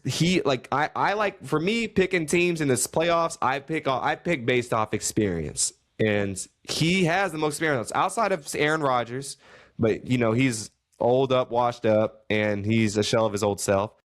He has more experience than Herbert, who he's beaten in the playoffs. And I forgot about Josh Allen. I'd be forgetting about the Bills. And then the Bills. So I think it's either going to be the Jaguars or the Bills. And then depending, maybe Knicks or maybe May can show they are who they really say they are in the playoffs. But I just know that the playoffs is such a different matchup. Some of these teams for the Bills, Josh Allen, it don't matter if you're the 1 seed, 2 seed, 3 seed, or 7 seed. They will be ready to go. That's the only team that I think you can put in any spot and they can get where they need to get to. They don't need home field advantage because it hasn't helped them in the past. But Jacksonville, Duval County, it's just y'all year to make it to the Super Bowl. Not to say you don't have next year, but if any time the strike is now because you don't have Mahomes, you don't have Burrow, you don't have Lamar Jackson, it's time is all the teams really, but especially the Jacksonville Jaguars, who they're like I said before, the aura in the building, they ain't never been there. It ain't really been there in Jacksonville. And so these other teams, they've had the aura before, outside of the Texans too. I think the Jaguars or the Bills is going to be the representative. I have the Bills. My preseason pick, I made a preseason pick, was the Lions and the Bills. Now, Lions, they might not make it, but the Bills are the Lions, or Bills are the Jaguars, that's me. So Let me give my 2 cents on this. The AFC has a clear list of victors from this year, and I'll give you the order I think that they're in. All right, and we're just going to go off regular season, but this is not how I actually feel in terms of talent. And I'm just going to start off by saying my take. I think this is the Jacksonville Jaguars year, and I'm fully on board the Jacksonville train. I love T Law. I love that this team has prevailed. And my favorite game watching this year was, and listen, you're going to hate me for this answer, was actually when they beat the Chiefs. I knew you were gonna say that. I knew you were gonna say that. That T Law stumble and run. Oh my God, man. I have never seen Trevor Lawrence do something so immaculate before. Maybe since he was in Clemson, he was doing cool shit. But Trevor Lawrence scrambling, like, oh my God, dude, this is amazing. I mean, not the Buccaneers, excuse me. The Jaguars this year, have just been a pleasure to watch and have been the most surprising team out of the AFC. I have heard nothing but hate for this franchise coming in. And, people have questions about the ownership. Oh, yeah, they should move out of Jacksonville to London now.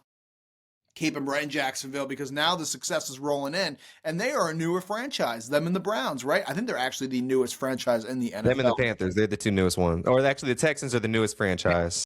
Yes, Texans and the Jags are the newest. And I mean... Well, the Jags came in the same year as the Panthers, but go ahead. Yeah, so let's take a look at it like this, right? If we're going over the best teams in the AFC by record, it goes as following. It goes the Broncos, then I believe the Patriots, then I believe the Jaguars, then the Chargers. The Bills are up there still.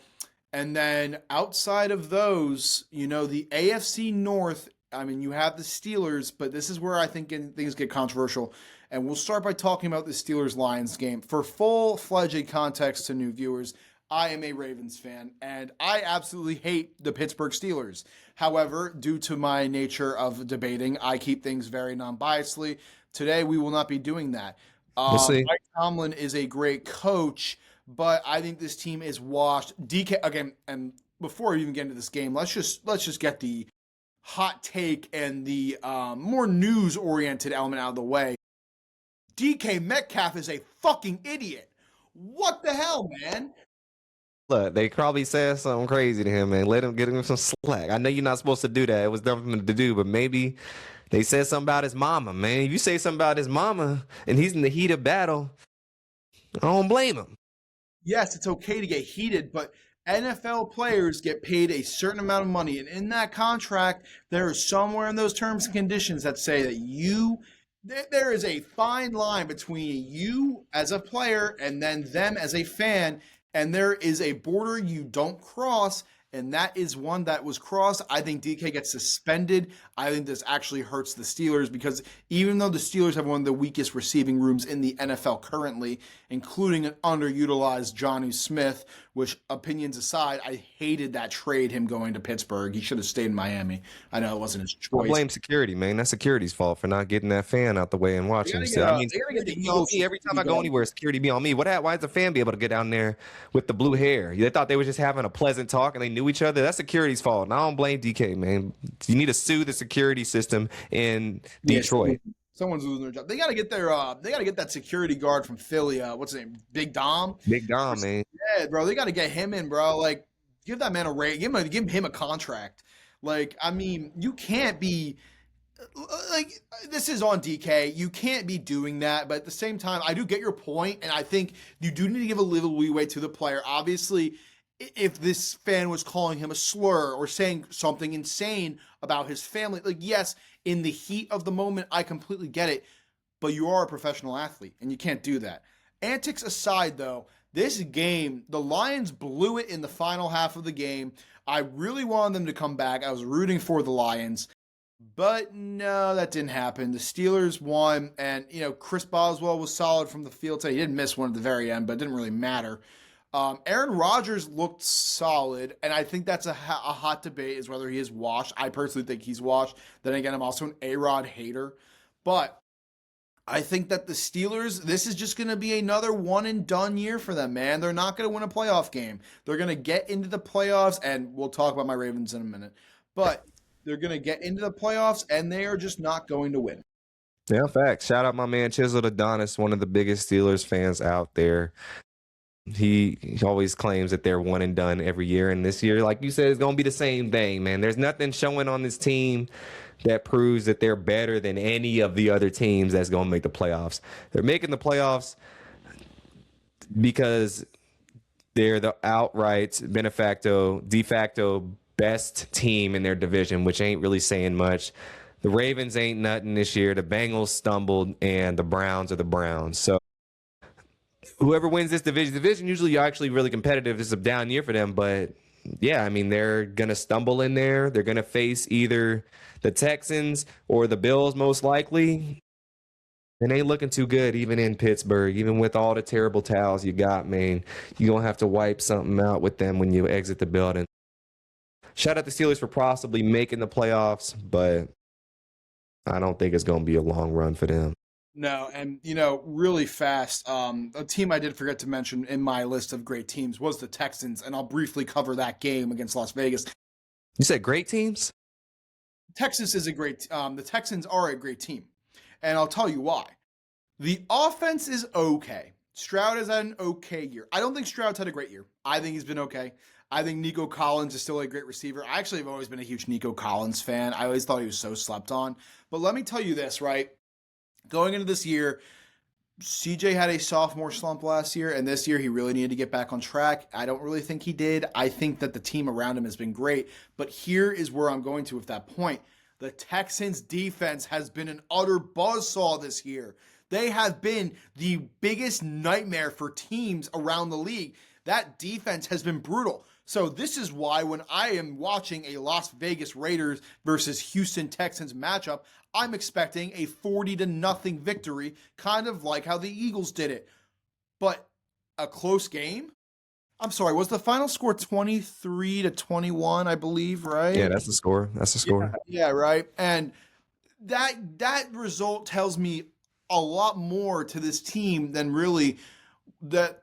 Oh, it tells me a lot more than what's on paper. And the Texans have a great defense. I actually love Derek Stingley and hit a phenomenal pick six in the beginning of the game last night. But losing to the Texans by 2 points by Las Vegas, shout out to them because they have been an abysmal team this year. And I have many mixed feelings on Las Vegas. We'll cover bottom feeders in a future episode. But I think that the Texans can't feel good about this win. It was an ugly win. And I know you're going to make that argument. Win's a win, regardless of how clean or ugly it is. But there's a lot more to that. And the Texans looked vulnerable. Yeah, they look like a good team. I don't know about great. They got 10 wins, but they also, they play in a weak division. Oh, not weak. I can't even say that anymore. They got in a good division now. The AFC South not a weak division. They're not the weak division no more, so I can't even say that. But the Texans, look, they're just a weird team where it's like CJ Stroud got experience. I believe he has won a playoff game before, and they could sneak up on somebody, but they're one of those teams with that aura in the building. You got to take over. So the word I like to use is the Texans are a dark horse for the AFC. Okay, that's good. That's a good word. I like dark horse for them, man. They got a light-skinned quarterback, but a dark-skinned path to victory, or dark horse path to victory. Probably the only black quarterback to make the playoffs in the AFC this year. So I'm rooting for it. Yeah, we got the Broncos, the Patriots, Trevor Lawrence, Aaron Rodgers, Herbert, and Josh Allen. Wow. Yeah. So you got to do it, Stroud. He really is. Got to do it. For that goes CJ Stroud. But at the same time, let's talk about the other AFC matchup that was a little important from yesterday that actually laid on more of a message to what you said earlier about your preseason pick. The Bills and Browns, which we're not going to talk about this very much because obviously the Browns are record-wise horrible. But there's an underlying tone from this game that I think Bills fans need to be terrified of. And they're really not that good. They really are not that good. I mean, the Cleveland Browns are one of those teams that have a great defense. Myles Garrett is a generational pass rusher. Obviously, they have great pieces on their defense, including a great rookie. I don't remember his name, but I remember reading about it. He was very good. The offense is abysmal. Even though the line's pretty okay, Shador, we will talk about another time, but I don't think he's the answer. But 20-23 against Buffalo. Yeah, I mean, Josh Allen, 12 for 19, 130 yards passing. There was no snow. There was no bad weather. James Cook carried the team. Which he did torch yesterday. In fact, did you see that first quarter play where he juked out like 5? Mm-hmm. Okay, James Cook is him. I slept on him going into this year.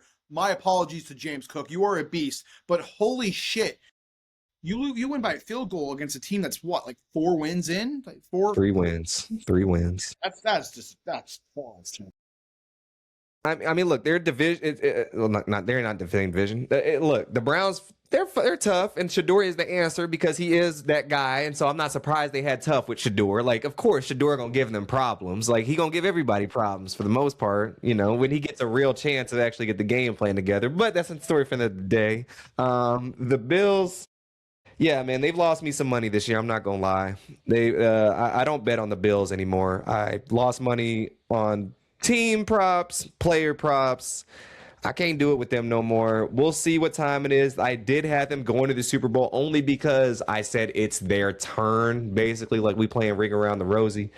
And I thought the Chiefs were tired, and I had the feeling the Chiefs weren't going to make the Super Bowl this year, at least. I thought they were going to make the playoffs, not Super Bowl, and they could still do that, but they got to get it together, man. They look bad compared to what they usually look like, to be quite honest. Obviously, we've seen Cam Newton flame Keon Coleman as he should.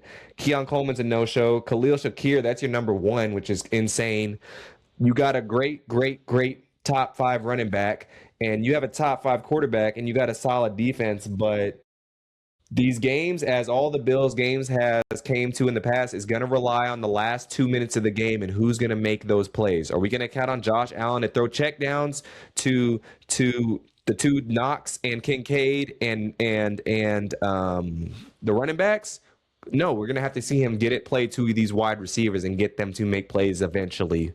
And so can they do that against these other teams with great weapons? I don't know. And Josh Allen just been bumbling, stumbling, fumbling half the time against these good teams. So I don't know with the Bills, man. I was high hopes on them this season. I thought they're going to be the 1 seed. Technically, they could still make the 1 seed, technically. But I don't even know if they can still make the 1 seed. I don't think they can. I think the Patriots actually won the division. Oh, the Patriots? Yeah, they can't even do that. I think the Patriots won. Yeah, so, actually the Patriots haven't won the 1 seed. The Bills have won 11 games. The Patriots won 12. So they could still win if Patriots lose their last 2 games, then the Bills would win the division. So this whole 17-game setup got my mind all like I can't do math correctly in the NFL. Oh yeah, no, they didn't clinch it. But they're damn near close. And I guess that's kind of, I think those two teams are very similar in their play styles, which not exactly to a T, but in terms of chemistry and how the teams have looked, the Patriots now are what the Bills were last year. And I think, to cap off this Bills-Browns game, Bills fans got to feel scared. They don't have a clear-cut wide receiver 1. I completely agree with you. Dalton Kincaid has not been great. He has shown flashes, but he's not been great. And I think that offense just centers way too heavily around Josh Allen. Yeah, and I mean, if he's going to be that guy, like, that essentially Mahomes guy, he has to do this. It's like, I said it's Trevor Lawrence time to do it. It's honestly every quarterback in the AFC's time to do it. And we're going to see who's actually going to do it. But none of these guys in the AFC have proven themselves to make it to the promised land except Aaron Rodgers. But today's Aaron Rodgers in the past ain't really the same person. He's like what's it called when you have your awakening? He's been awoken or something like that. Spiritual awakening. Yeah. Yeah. The off the court antics, off the field antics with Rodgers is insane. Yeah. But let's shift gears a little bit here. My beloved Baltimore Ravens have been injury prone all year. Lamar is not healthy, and that is why they are shitting the bed. You could say whatever you want, but when you're playing a quarterback that is basically playing on a broken foot and is not playing well, he got taken out of the game for Snoop Huntley last night, who this game really grinded my gears. I'm a very angry Ravens fan because I really thought we had it, and then Drake May came and stomped on all of us. Shout out my man Kevin Pierce, even though I am a Ravens fan. He did House of Highlights. He did Clash with us, and I was on his Sports Guard episode about the Mark Andrews drop last year, which Ravens, the Ravens are known as the team for being consistent. They're always consistent, and they have the history, they have rings. But this is Lamar. Lamar is now in this era of his career where he needs to prove it. This year, the injuries, I chalk this year up to injuries, which may sound as a sorry excuse for me as a fan, but if you pay attention to the year, you can completely see it. The team has been injury riddled, and the fact that they're still not eliminated from the playoffs gives more of a message on the AFC North and how the Browns are terrible. The Bengals are overpaying the wrong players and can't get a defense, and the Steelers are just stuck in a rut of decent. They're not mediocre. They're not great. They're just decent. The AFC North is the weakest conference, and the Ravens still have a chance to make the playoffs even after last night's loss. But do you even want the Ravens to make the playoffs? They just going to be one and done. Yeah, basically, they are going to be a one and done if they make it. However, it's like the Steelers. They still make the playoffs every year, and they have that as a bragging right. You want that as a Ravens fan. And also, when you hate the Steelers as much as I do, if you're in over the Steelers, it's a win. I mean, going into this year, I thought the Ravens were going to win a Super Bowl. That's a delusional take now looking back, but I really thought this was our year. I mean, Derrick Henry's had fumbling problems all year. Zay Flowers literally sold us the game last night, which I'm not going to get personal. Well, somebody's always selling y'all the game. If it ain't Mark Andrews selling the game, it's Zay Flowers, or it's that one receiver number, Lee Evans, or it's somebody selling y'all the game within recent memory, and I don't know, man. Ravens, y'all, I like the Ravens too. Y'all a likable team, but man, y'all, and also there's a conspiracy theory going on that somebody, I don't know what's going on, but they didn't give Derrick Henry the ball in the fourth quarter. What's up with that, man? Yeah, they gave it way too much to Keaton Mitchell. I'm really not sure.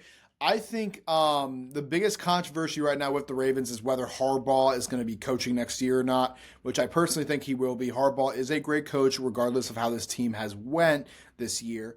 But this team is nonetheless pretty much out of the playoffs. They need a miracle to happen to get in, and it's not impossible. We have seen crazy scenarios before. But at the same time, the Ravens are just a team that has just nonstop disappointed me this year, and the Patriots, looking on the other side of this, Drake May's looked phenomenal. His weapons around him have looked very solid as well. Hunter Henry has had a resurgence as a pretty good tight end this year, and he's been, a very nice safety blanket for Drake May.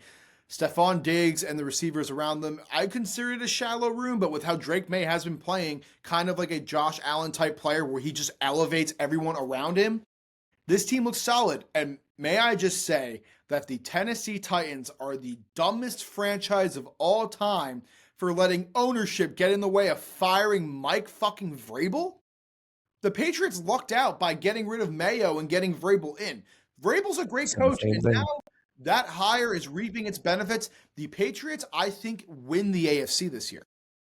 Yeah, no, the Titans deserve poverty for that and Derrick Henry. And Derrick Henry wasn't trying to leave either. And A.J. Brown. They had a whole nice squad out there, man, and they sold it all away for nothing. They were literally contending for AFC championships, and now they have a young, promising quarterback, but the worst team on paper otherwise. Except L'Jarius Sneed. I don't know how he's been this year, but he was pretty good on the Chiefs. I haven't really watched. I mean, they won 3 games. Nobody watching them. But so it's like Titans, they self-sabotage themselves. They have one of the better coaches, and because they had one down year, they're like, oh, we got to get rid of him. I'm like, y'all, teams don't have patience. If you have one bad year, like the Ravens having this year, or the Chiefs, or the Bengals, well, Bengals have multiple bad years, but that's because Burrow been hurt. You can't give up on your players so quickly. Things happen, like that year, down years happen, but it's about what do we have with us? And if you think the grass is green on the other side, good luck. But as you can see with the Titans case, it ain't. And I personally don't think Cam Ward's a rookie, so I give patience for rookies. I'm not going to claim what he is yet, but everything else really ain't been seeming that great. But we'll see. I mean, it's too early for them, but yeah, they had a nice thing together, and they traded all their best players away for future, and we'll see. The future is coming in the next couple of years with them, but yeah, we gonna see, man. Well, the football is looking interesting. The NFL, we got a couple. Last thing I was gonna ask. So the Ravens got the last 2 games. They played at the Packers and then at the Steelers. What you think is gonna happen? And it's a great question because I thought going into this Patriots game, I thought the Ravens were gonna win. I thought it was gonna be a close game, but I thought the Ravens were gonna win. It was at home. the story was looking good, but then Lamar went out of the game, and now it's probably Snoop Huntley for the next game. I think we're losing to the Packers, and I think that the Steelers might already be in the playoffs by the end of that game. So, if that's the case, I think the Ravens are just, they get eliminated, they sit Lamar, and they go into Pittsburgh and they do what they can. They're not going to play their starters in that game, most likely. I don't think. I mean, I could be wrong. We'll see. Well, see. the Steelers play the Browns next week, so good luck. Yeah. Although that is, I mean, they do play tough. They do play each other tough. And I was going to say that is. They do got Shador too, so Shador probably gonna beat them. You know, like, that's not the Jets. That's not the Titans. That's the Browns. I think that the Steelers. Shador. Yeah, the Steelers could drop it off, but I think this season's just done as a Ravens fan, and I've shifted gears to rooting for the Jaguars. Like I said, I think the Patriots are going to win the AFC. I want the Jaguars to go all the way because, between Jacoby Myers getting a new home this year, between Travis Etienne looking solid this year, between Trevor Lawrence, and this is the most important one, between Trevor Lawrence taking that leap, and the last few weeks, Trevor Lawrence has been a QB1 in the whole league. He's been a top quarterback. And I mean, to cap off this conversation, this past week was a crazy week for football. It's going to be very exciting when we talk about next week and what that looks like. But I think that the Jaguars have the highest momentum going into this AFC, right? I think that in terms of the NFC, the Seahawks got it. Those two teams are teams to look out for. It's going to be a cool Super Bowl. I'm excited. We get some new blood. That's what I'd like to. And so with the new blood, we're going to switch to some blood that got spilled with the Jake Paul Jacob fight. It happened this past Saturday on Netflix. It was an interesting fight to say the least. I had to rewatch it just because it was such tumultuousness. But I'm going to read this real quick from CBS. Joshua results. AJ knocks out the social media star. As expected, Anthony Joshua knocked out Jake Paul in Miami on Friday night. What was not expected is that it took Joshua until round 6 to finish off the influencer turned boxer. The fight was ugly from the jump, with Paul getting on the proverbial bicycle and moving laterally among the ropes, forcing Joshua to chase him around the ring. The strategy was effective enough as Paul did not take clean shots round after round. It allowed him to have an argument to win 1 or 2 of the 4 opening rounds. Round 5 was where reality struck for Paul, as Joshua was finally able to land a few clean shots, which proved enough to hurt the smaller Paul. Left from Joshua buckled Paul's legs and allowed Joshua to pounce and score his first knockdown of the fight. A second knockdown followed as Joshua landed a right-hand counter. Paul managed to escape the round, but he looked exhausted from the constant movement and hurt from Joshua's power shots. Round 6 didn't last long as Joshua landed a bomb of a right hand that dropped Paul. Paul was unable to beat the referee's count, and the fight ended at the 131 mark in round 6.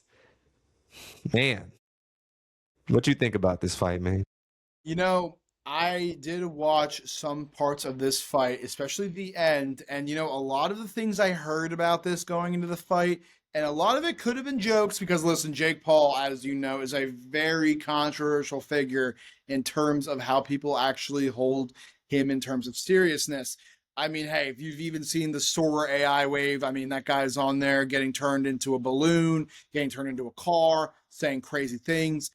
But at the same time, he's also one of the smartest people in the creator space, letting himself be able to be doing that. He also is now a fighter, which I think is good for you, Mark. But this fight, he looked withered. He looked slow. He looked out of shape.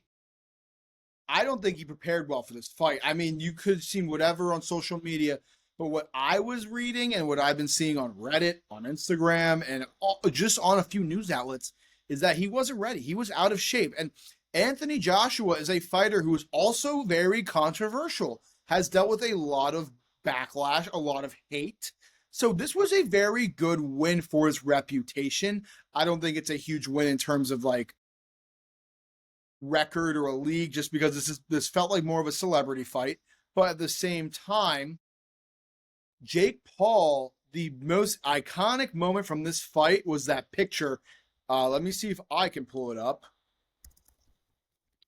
Jake Paul getting his jaw broken. The double jawbreaker was a sight to see. I have seen some crazy boxing pictures, but I'm going. He got knocked out.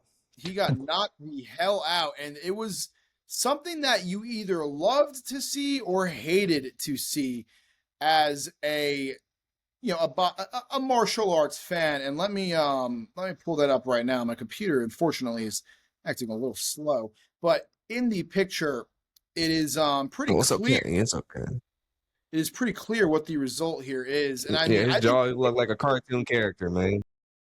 This picture kind of just conveys the general message here. I mean, can you see it? Is it on the screen? Yeah, we can see it, Coach. Yeah, you see right here. You got my mouse, and let me just say, this is just like you said it yourself. He looks like a cartoon character, and I mean, I think that picture conveys the message that is said about this fight. Jake Paul got his shit rocked, and I think that, he's still getting paid $100 million. He's really not losing in the grand scheme of things. I mean, he lost because he has a broken jaw now, and I mean, yeah, he lost a little bit of his dignity, but not a whole lot, to the point where I'd say, this was nuts. I think this was definitely something that was a viewer special. This was something that a lot of people wanted to watch. But Jake Paul, I actually thought he was going to win this fight. Actually, Jake Paul, if you don't know this, has a background in wrestling and has kind of been fighting his whole life in a sense. I mean, it was more folk style wrestling. Shout out to Ohio as a state, great wrestling state. Shout out to Logan too. They were both very good at it. But Jake Paul is somebody that is more of a name than someone you look for on the ring. He's a YouTuber. I mean, obviously, you remember back when he was huge on YouTube back in the late 2010s. He has other controversy to his name, and I think that there's more of a narrative behind the fact that Jake Paul lost more than Anthony Joshua. Look, man, Jake Paul pays his fights, man. He pays for all these things. I'm not a personal fan of dude. I respect what he's done what he's done for himself. It is admirable how he was able to build his brand to what it is. That's not something that you can necessarily buy to that degree in today's age. So that part, cool, But these boxing, all these matches has been very suspect. People getting paid allegedly X amount of dollars. I was at the Paul Tyson fight last year. I saw it up close in person. I was on the floor. And that showed me everything I need to see right there. I mean, I've watched the fights on TV, but being there is just a spectacle, and the spectacle was a build-up. This fight, honestly, this fight wasn't even supposed to happen. It was supposed to be Jake Paul and Devontae Davis, but that got canceled because some legal issues. And this fight was terrible. I'm not gonna lie, man. I'm not gonna lie. Anthony Joshua was pulling punches like Tyson was. Tyson with that fight, he pulled so many punches in the first round. It was ridiculous. He had him on the ropes. And then after the first round happened, I don't know who got in his ear, but he just laid off after that. And then we got what we got. Of Paul's. Yeah, it was terrible, bro. Like, I can't deal with this anymore. I'm glad Joshua got him, but at the same time, he should have knocked him out in the first round if you wanted to be legit. And I know there was probably a money payoff saying, okay, we got to last this amount of long. Okay, it's time. But I don't believe it for a second. He shouldn't have lasted around. I mean, this guy, Anthony Joshua, has fought in the Olympics. He's fought in the Olympics. He's a real boxer. He's a super heavyweight at that. Jake Paul, he's not tall enough to be heavyweight, for one. And for two, he just did it because to try to choke his ego and maybe, I don't even know what his goal was, because it wasn't his original fight. And I just think he needed to have a fight in general because they were on Netflix's dime. Once this fight got canceled with Gervonta Davis, which Jake Paul was the heavier one, and that wasn't a fair fight, then now they needed to find something. And this was the next big thing. Well, if I'm going to be way bigger, then maybe I can pivot to being the smaller guy, and then that'll bring people, because it wasn't supposed to happen in the first place. The people that Jake Paul has fought is Annie Gibson, who I've never heard of dude before in my life, and Eason Gibb, who he won by a knockout. He fought Nate Robinson, NBA player, Ben Askren, MMA fighter, Tyron Woodley, MMA fighter, who is shout out Ben Askren and Tyron Woodley, both Mizzou people. Anderson Silva, a UFC guy, Tommy Fury, who he lost to, which is a boxer, Nate Diaz, a UFC fighter. And then he fought these other dudes, Andre August, Ryan Bullion, who he won as both. I've never heard of them. They don't even have pictures by their names, or I'm looking that up. Mike Perry, who's a boxer / fighter. I've never heard of him either. Mike Tyson and Julio Cesar Chavez, which he's an old boxer at that. And then Anthony Joshua. So either you're fighting no names who we've never heard of, or people who aren't even boxers like that. So, long story short, this fight was a sham. Netflix and Jake Paul got a deal going on right now. I feel like it's a 3-fight deal, and I think he has one more fight to fulfill, and then they can kind of get out of that. That's kind of what I think. And yeah, man, this fight was garbage. I agree. And I don't really want to talk about it a whole much longer just because I feel like the things with these fights, you kind of set yourself is this is really just I don't want to call it clickbait because it's not the right word, but it's a money grab. It's a money grab. It's meant for, names and, a lot of Gen Alpha, a lot of Gen Z too, love Jake Paul. So, there's going to get a lot of clicks, and it's just, I'm not. You see, we preach authenticity on this show, and this just doesn't feel authentic. Not authentic in the least bit. It feels inauthentic. We just had to bring it up because it happened Saturday night. But we were trying to watch the Oklahoma-Alabama game, though. Let's be real. Actually, no. We're trying to, yeah. The Oklahoma, was that Friday night or Saturday night? I don't even know. See, that was a Friday night, I believe. I think that was a Friday night game, right? It was a Friday night. So look, I don't even know. It was Friday. You're right. It was Friday. Friday night fight night. But anywho, we gonna move on to the NBA Cup. The NBA Cup. The champion was named last week. The New York Knicks beat the Spurs to win their first championship. Yeah.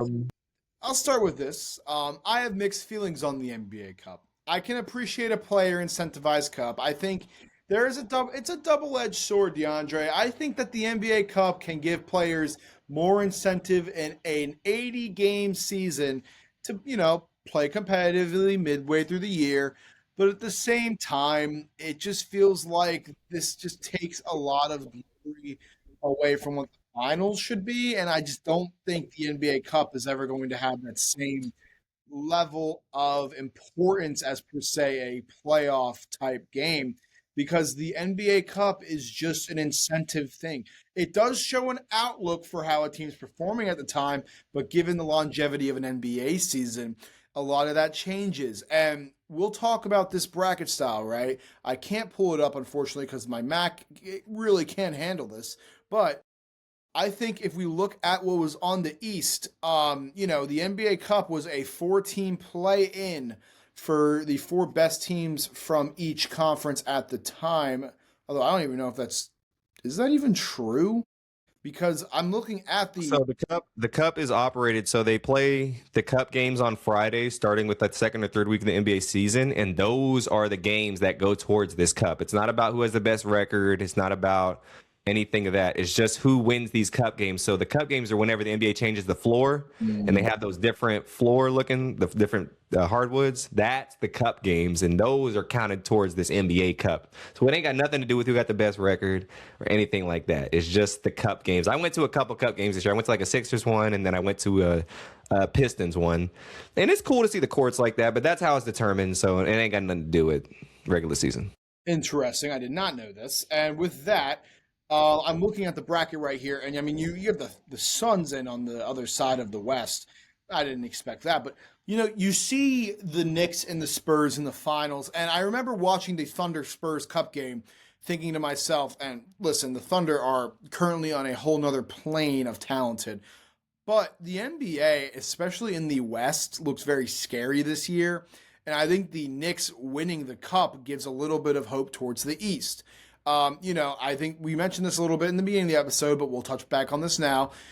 Andre and I met through House of Highlights when we were on Clash hating on the New York Knicks. And when we were doing that, I had a lot of very animated things to say about the New York Knicks. I personally believe that them firing Tom Thibodeau was a terrible decision. Granted, he had problems with that team. I didn't think Mike Brown was much of an upgrade. Offensively, he was, but in the general grand scheme of things, I don't think he was really that much better. There is teams outside of the East like the Cavaliers. I mean, now this year, I think the Magic are actually doing pretty damn well. And, you have other teams like maybe the Hawks that are doing okay. The Bulls are looking actually not horrible. They just won last night, which was a pretty close game. But, the Sixers are solid. But here's the problem with the NBA. The East is just still so weak. The Knicks winning the NBA Cup, New York fans, as you know, I mean, you're in New York, they're going to take this way more seriously than any other fan base would take it serious. If the Thunder won the cup, they would have been like, oh, cool. Okay. Yeah, they'd been like, we don't care about the cup. We want the real cup. We want the championship. If the Spurs won it, I actually would have loved that. I think the Spurs have one of the most exciting young teams right now, especially with Ron Harper, right? You have Ron Harper, Dylan Harper, right? Dylan Harper. One of the Harper brothers. Victor Wembanyama is the most terrifying player on the court right now. I mean, the only answer is really Giannis, and even then, I don't think he's the answer. Wemby is just, you got to be scared going forward, man. That guy's going to win a championship, at least one. And them losing to the Knicks, I think, was definitely kind of surprising. But at the same time, I think that the NBA Cup, the Knicks winning it, which congratulations to the New York Knicks, but at the same time, I don't think this is something that's going to dictate the Knicks season. I think the Knicks will make the playoffs. Hell, I could see them making the AFC Championship again. I mean, you mean the finals? You mean the Eastern Conference? Eastern Conference Finals. My bad. Still have the football brain going, but I could see the Knicks making the ECF. I don't think that they're going to be a finals team this year. So who do you think gonna beat them then? I think that even though their start has not been amazing, I think the Cavaliers are the team to look out for on the East. I think it's the Cavs. We will see. I think the Magic are a sleeper too. I think Paolo Banchero has been very solid, and his supporting cast has looked very good. I think the Sixers, my dear Sixers, are, if they stay healthy and Embiid can play well, I think we have a shot. But the East is just the NBA Cup. The Knicks winning it, good for them. But the big narrative. Are you a Sixers fan? I am a Sixers fan. So how is that? Because you ain't an Eagles fan. So it is kind of like this. I'll give you a quick breakdown. I don't hate the Eagles. I don't love the Eagles, but I'm a Ravens fan. My dad went to the University of Maryland. Go Terps, even though they're terrible at everything except lacrosse, men's lacrosse. But I grew up going to Baltimore a lot, and I grew up going to a lot of Ravens games and Orioles games, right? So at heart, I am a Ravens fan for football, but most of my family, and I did grow up in Philadelphia for a few years. I grew up going to a lot of Flyers games, Phillies games, been to a good amount of Sixers games too. So that's why I'm Philly everything. And I don't hate the Eagles, but they're not my favorite team.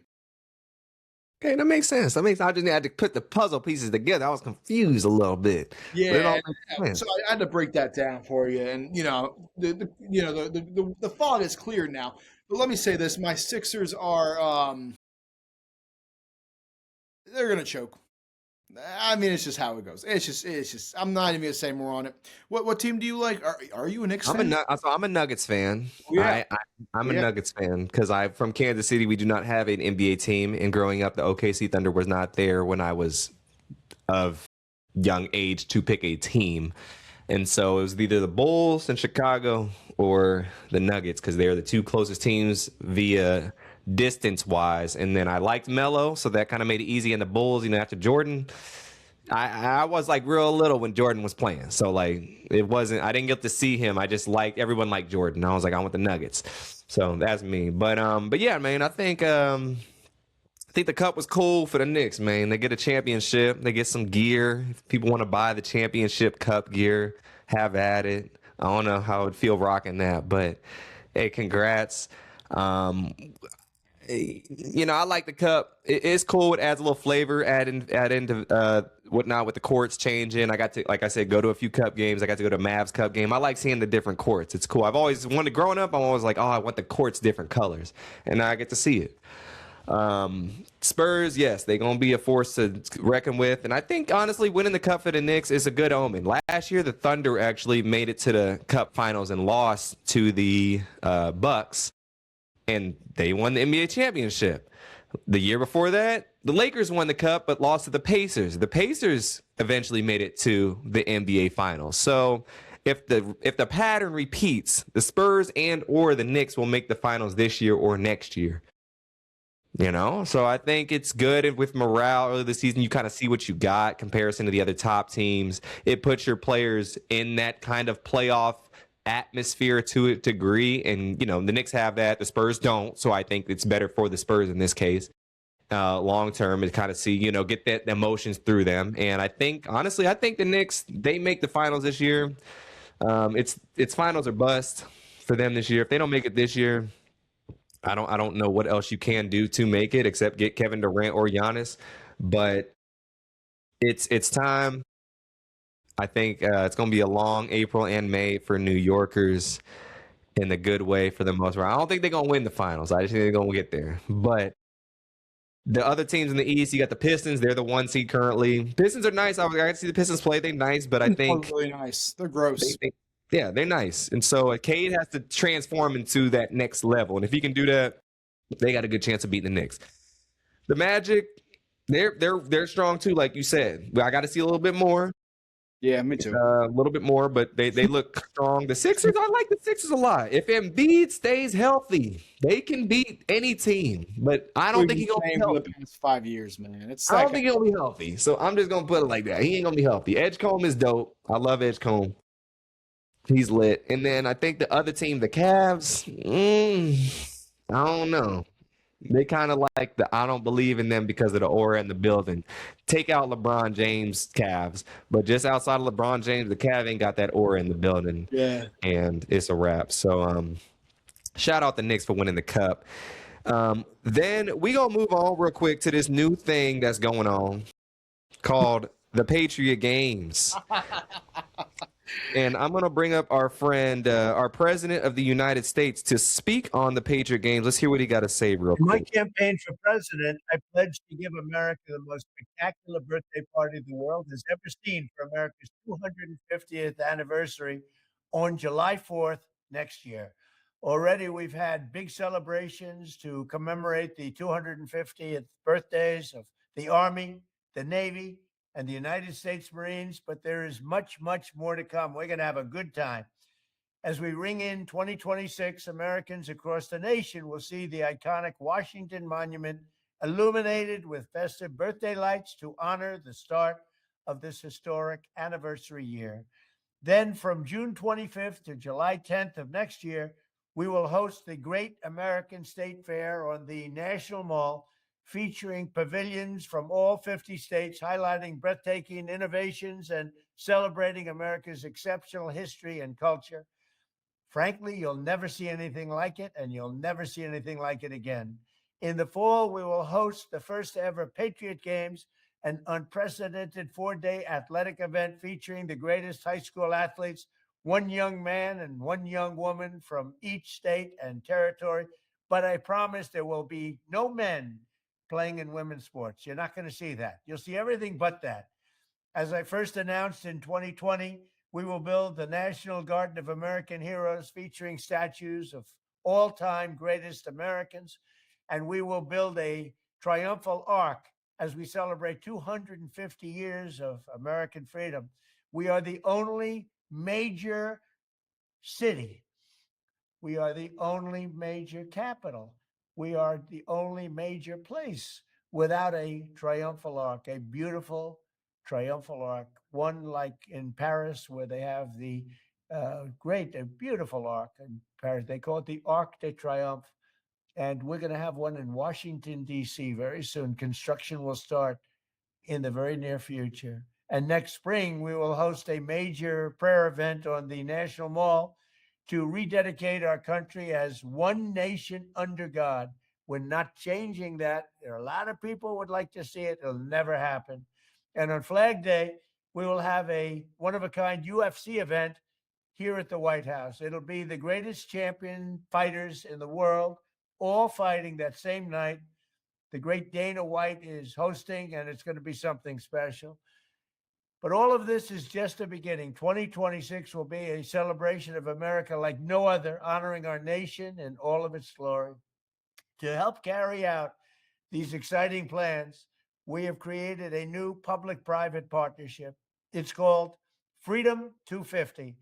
Working with states, companies, and organizations across the country, we will renew the patriotism, pride, and pioneering spirit of America and lay the groundwork for the next 250 years of independence and freedom. This will be a time like you've never had in your lives. America 250. Thank you. I love you all. Wow. Okay. Wow. Sports betting is here, Missouri. Unlock a huge 365. Stop. I'm out of here, coach. Okay. Interesting. Wow, that was a lot. Yeah. I mean, that was so we're gonna keep this simple and focus on the Patriot games. I have mixed emotions on a lot of that, but we're going to save those emotions for another time. I think the Patriot games is what needs to be talked about here because what exactly did he mean by that? A competition where there will be one woman and one man victor.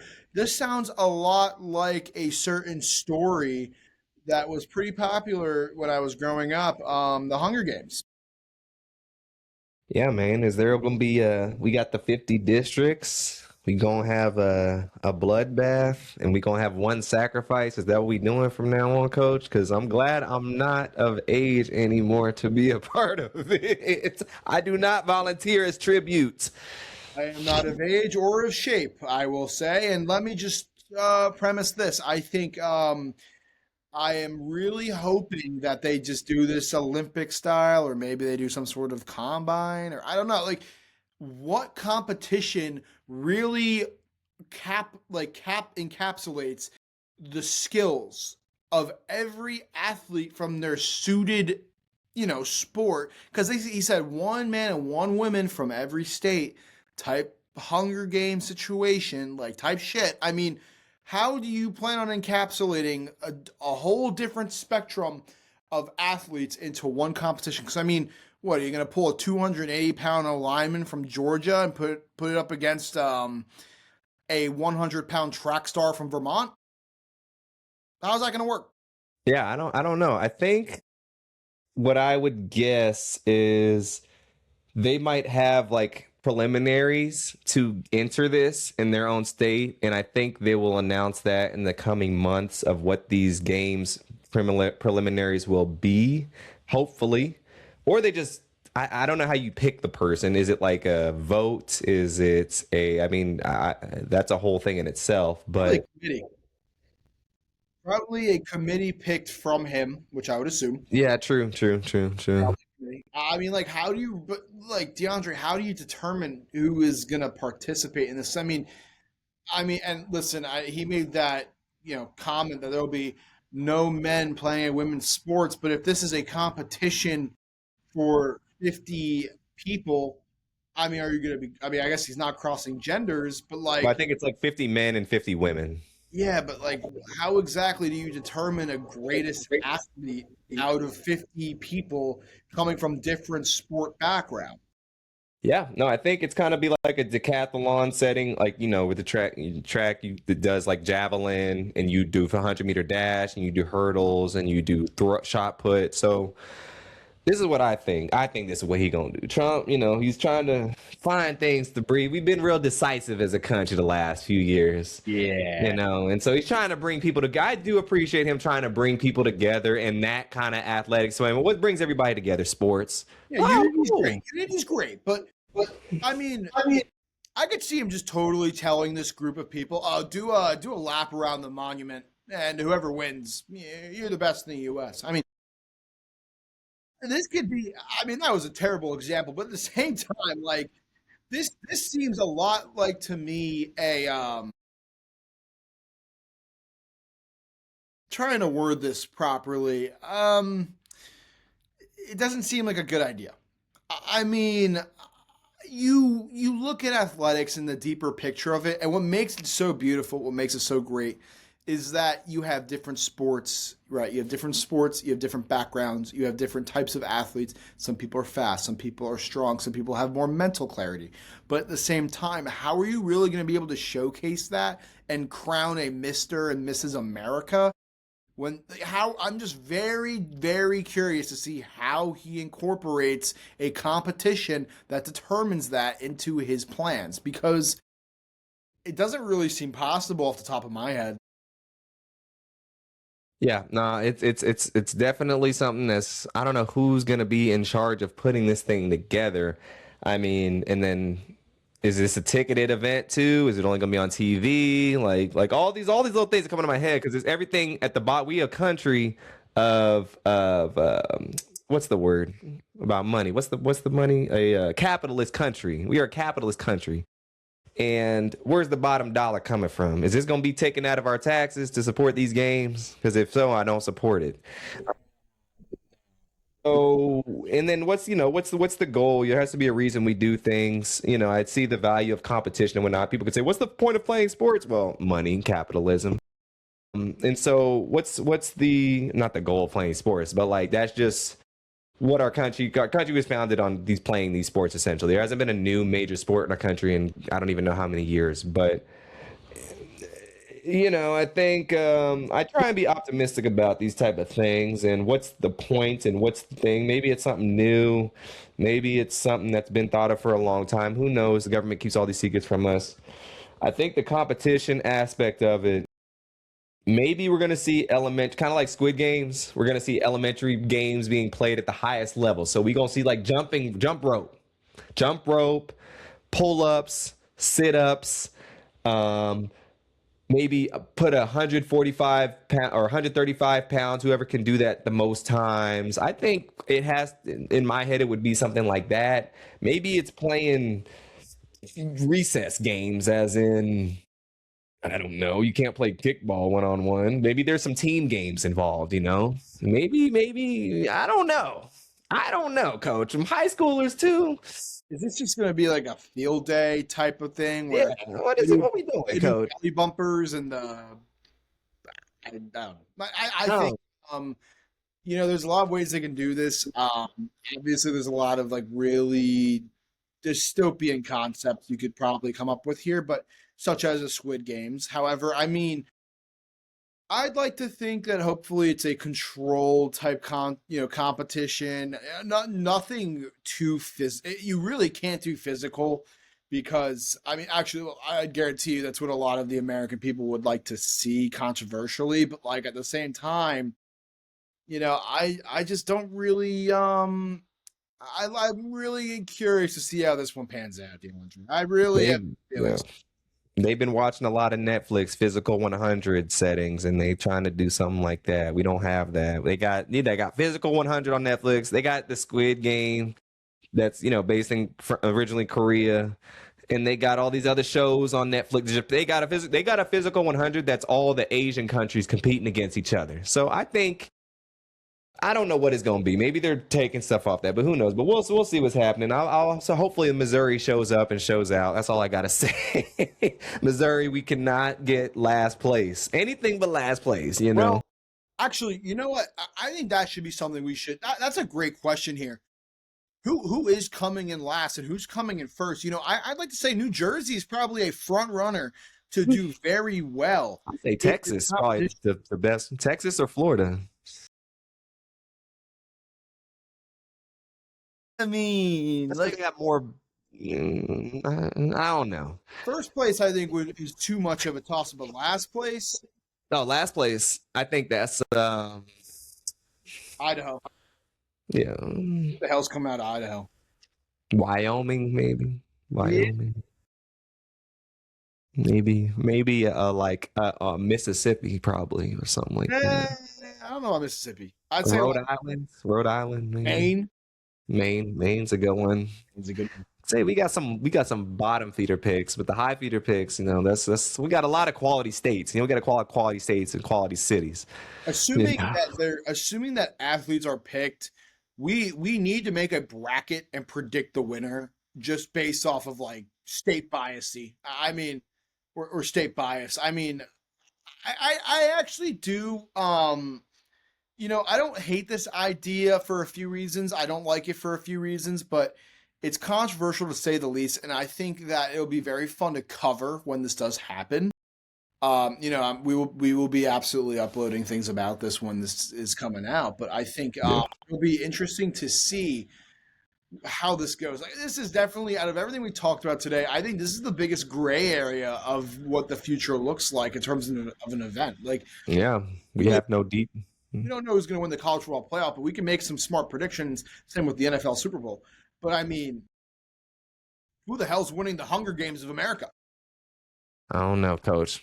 But if whoever wins it gets to give a prize, everyone gets a stipend from the state. Come on now, I'm gonna be rooting hard. Get my Missouri flag on, or I guess New York. I don't know, whichever. I still have a Missouri license, so I guess I have to root for Missouri. But we'll see, Coach. It's gonna be interesting. I'm excited. I'm actually interested to hear more of the details on this, and I'm actually curious to see what this monument they're gonna build. Because if you heard him, he said, "I know Paris got the Eiffel Tower. United States the only country that doesn't have a defining arc, which we have the St. Louis arc." Coach, what's up with that? You disrespecting St. Louis? I mean, Yeah. we got a few monumental figures or places, I could say, right? If they do have some sort of monument, He said they're building one. I'm just hoping it's something that creates unity, something that's not controversial. That's all I'm asking. Yes, please. That makes sense. Please put like a big giant statue of Michael Jordan somewhere. Everyone likes Michael Jordan, Well, one of right? those already exists outside of Bowles Arena, I believe. But or United Airlines Arena, I think it's what it's called. Yeah, they got a statue of him, but I don't know. Maybe I don't know what the statue would be. Maybe we could get a statue of some money. There's a money statue or something like that. Everyone wants that. I personally want to see a Mark Sanchez statue. I think that'd be hilarious. Mark Sanchez, that's a great one, or just I think Mark, the common American of getting in trouble of one way, shape, or fashion would be, but it symbolizes it symbolizes flaw in personality. But jokes aside, I think this video was definitely an interesting one. There's a lot of controversial things in this video we will not be covering here today, but I think of the few things we can pick from it, I'm excited to see what happens. Yeah, we gonna keep our eyes and ears pinned to the streets and see what's going on with the president in these games, because there's always games being played by the government. But that's for another day. Anyways, our last little side segment is I was interested in touching on these creator awards. Now I know it is a brand new thing, but it is an award show that gives awards out to the best quote unquote online creators, as we both are ourselves, for it. And I thought it was an interesting thing. It's a TikTok awards, essentially. Keith Lee, the food. If you aren't familiar with who Keith Lee is, he's a food critic who goes to different places and tries foods and gives his opinion on the foods and restaurants and their service. And he's been popular for several years now. And I was at the TikTok awards and he won the creator of the year. So how do you feel about a food critic winning creator of the year, even though you might not have watched much of his content? So it's actually funny, kind of inadvertently, my mom is actually a food creator and a food critic. Oh, So wow. I actually love it. I think it's great because for someone who deals with someone who is relatively well known locally where I am for what she does, I have a lot of respect for someone who's able to win it on a national stage. Being a food critic, I remember when Yelp came out and it was a very controversial thing because a lot of people would leave bad reviews, but being able to put yourself in front of a camera or, rate a place and be completely unbiased. And here's what I liked about Keith, and this is what I like about food critics in general for the most part. I'm a huge local business guy. I love my local businesses. I support them over chains any day of the week. Obviously, I love my occasional Big Mac, but here's the thing, right? There is so much good food in the world and so many businesses that are started from families and from all different backgrounds, right? People want it, food is art. And I think that Keith Lee going out there and bashing chains, bashing local restaurants. What I like about Keith Lee is I like that he's not all positives. One of the things that is very unfortunate about the food critic path as a creator is depending on the route you take, negativity can very quickly hinder your income, can hinder your gigs in terms of where you're able to go get food. Because a lot of it is most of the time when you're going to these places, you have the opportunity to eat for free, which is a big denominator for a lot of people. That's a big reason why a lot of people go into that echelon. A creator I really like out of Kentucky is Luke Foods. Kind of a more slept on creator. He's actually gone relatively big recently, but he'll go around Kentucky trying a bunch of local spots and he just does all positive reviews, which he does it in. It's like one of those, you sit in your car and you eat the meal and he's like, oh yeah, no, this is great.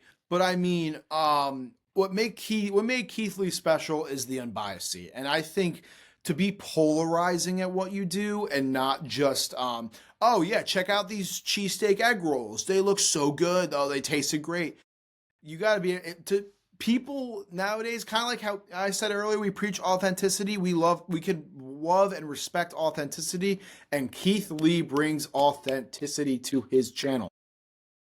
No, facts. I've watched his stuff during COVID. That's kind of when he started popping off. And, as a content creator myself, I've done food reviews and I've done brand deals with restaurants and places that asked me to come make a video for them. And I can't go in there and be like, the food was all right. No, I got to say it was the best food I've ever had.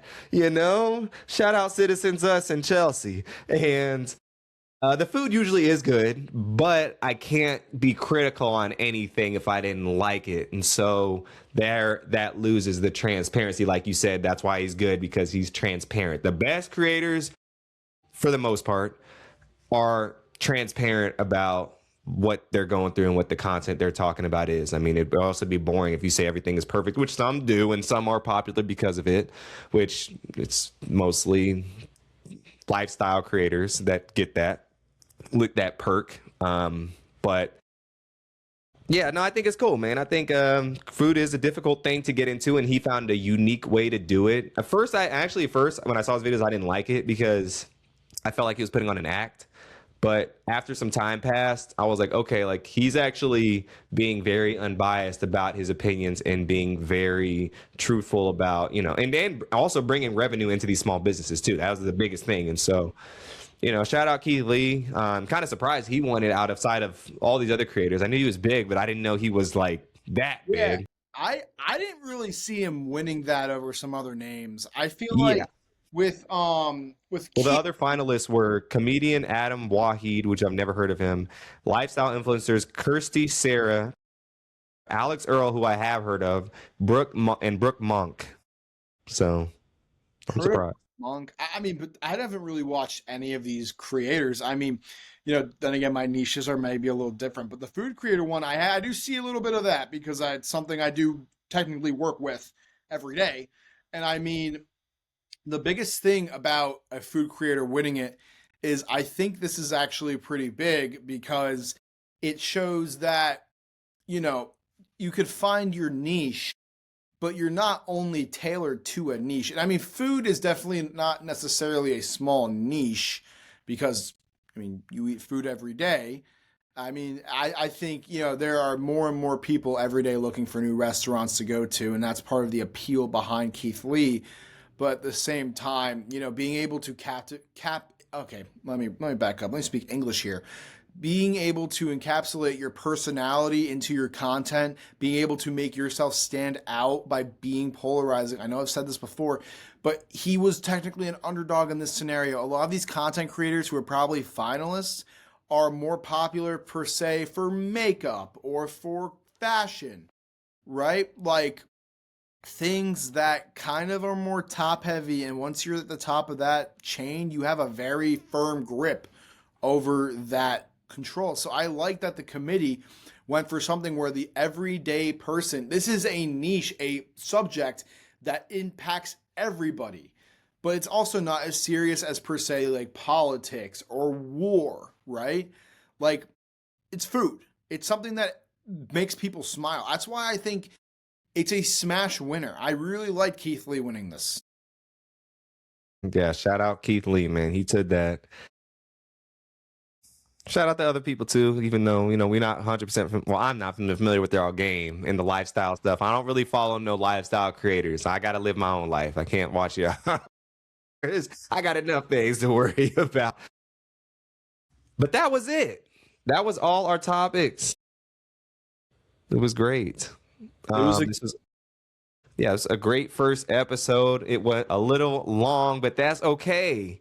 Because as we just talked about authenticity, we going through the same kind of authentic creative trials and tribulations that anybody would go through. So we keeping it 100 with y'all. But anyway, y'all, I appreciate y'all joining. This was amazing. I had a great time with Jacob. It's only going to be better and better and better and better and better from here. And thank y'all for tuning in. If you made it this far, you a real one. Absolutely. If you made it this far, subscribe to both of our channels, like the video, drop your thoughts in the comment section below. If you have any differentiating takes, if you have any opinions, we love feedback from anyone and everybody, positive or negative. We keep it real here, and we're going to be pushing out more content. So we love things to talk about. Facts, man. Facts. Well, look forward to the game. Oh yeah, last thing. We got to give our prediction on the game tonight. The game tonight is the Colts and the the Colts. The who? Niners. The 49ers. I got the 49ers winning this game. Phillip Rivers, his nice cute story and whatnot, but cute stories don't win the NFL in the NFL all the time. So give me the 49ers. 28 to 17. I'm taking the 49ers as well. I'm taking them 21-14. And we all on the 49ers. Well, y'all, till next time, y'all, we out of here. Peace, blessings, deuces, and have a great rest of your day. We out here.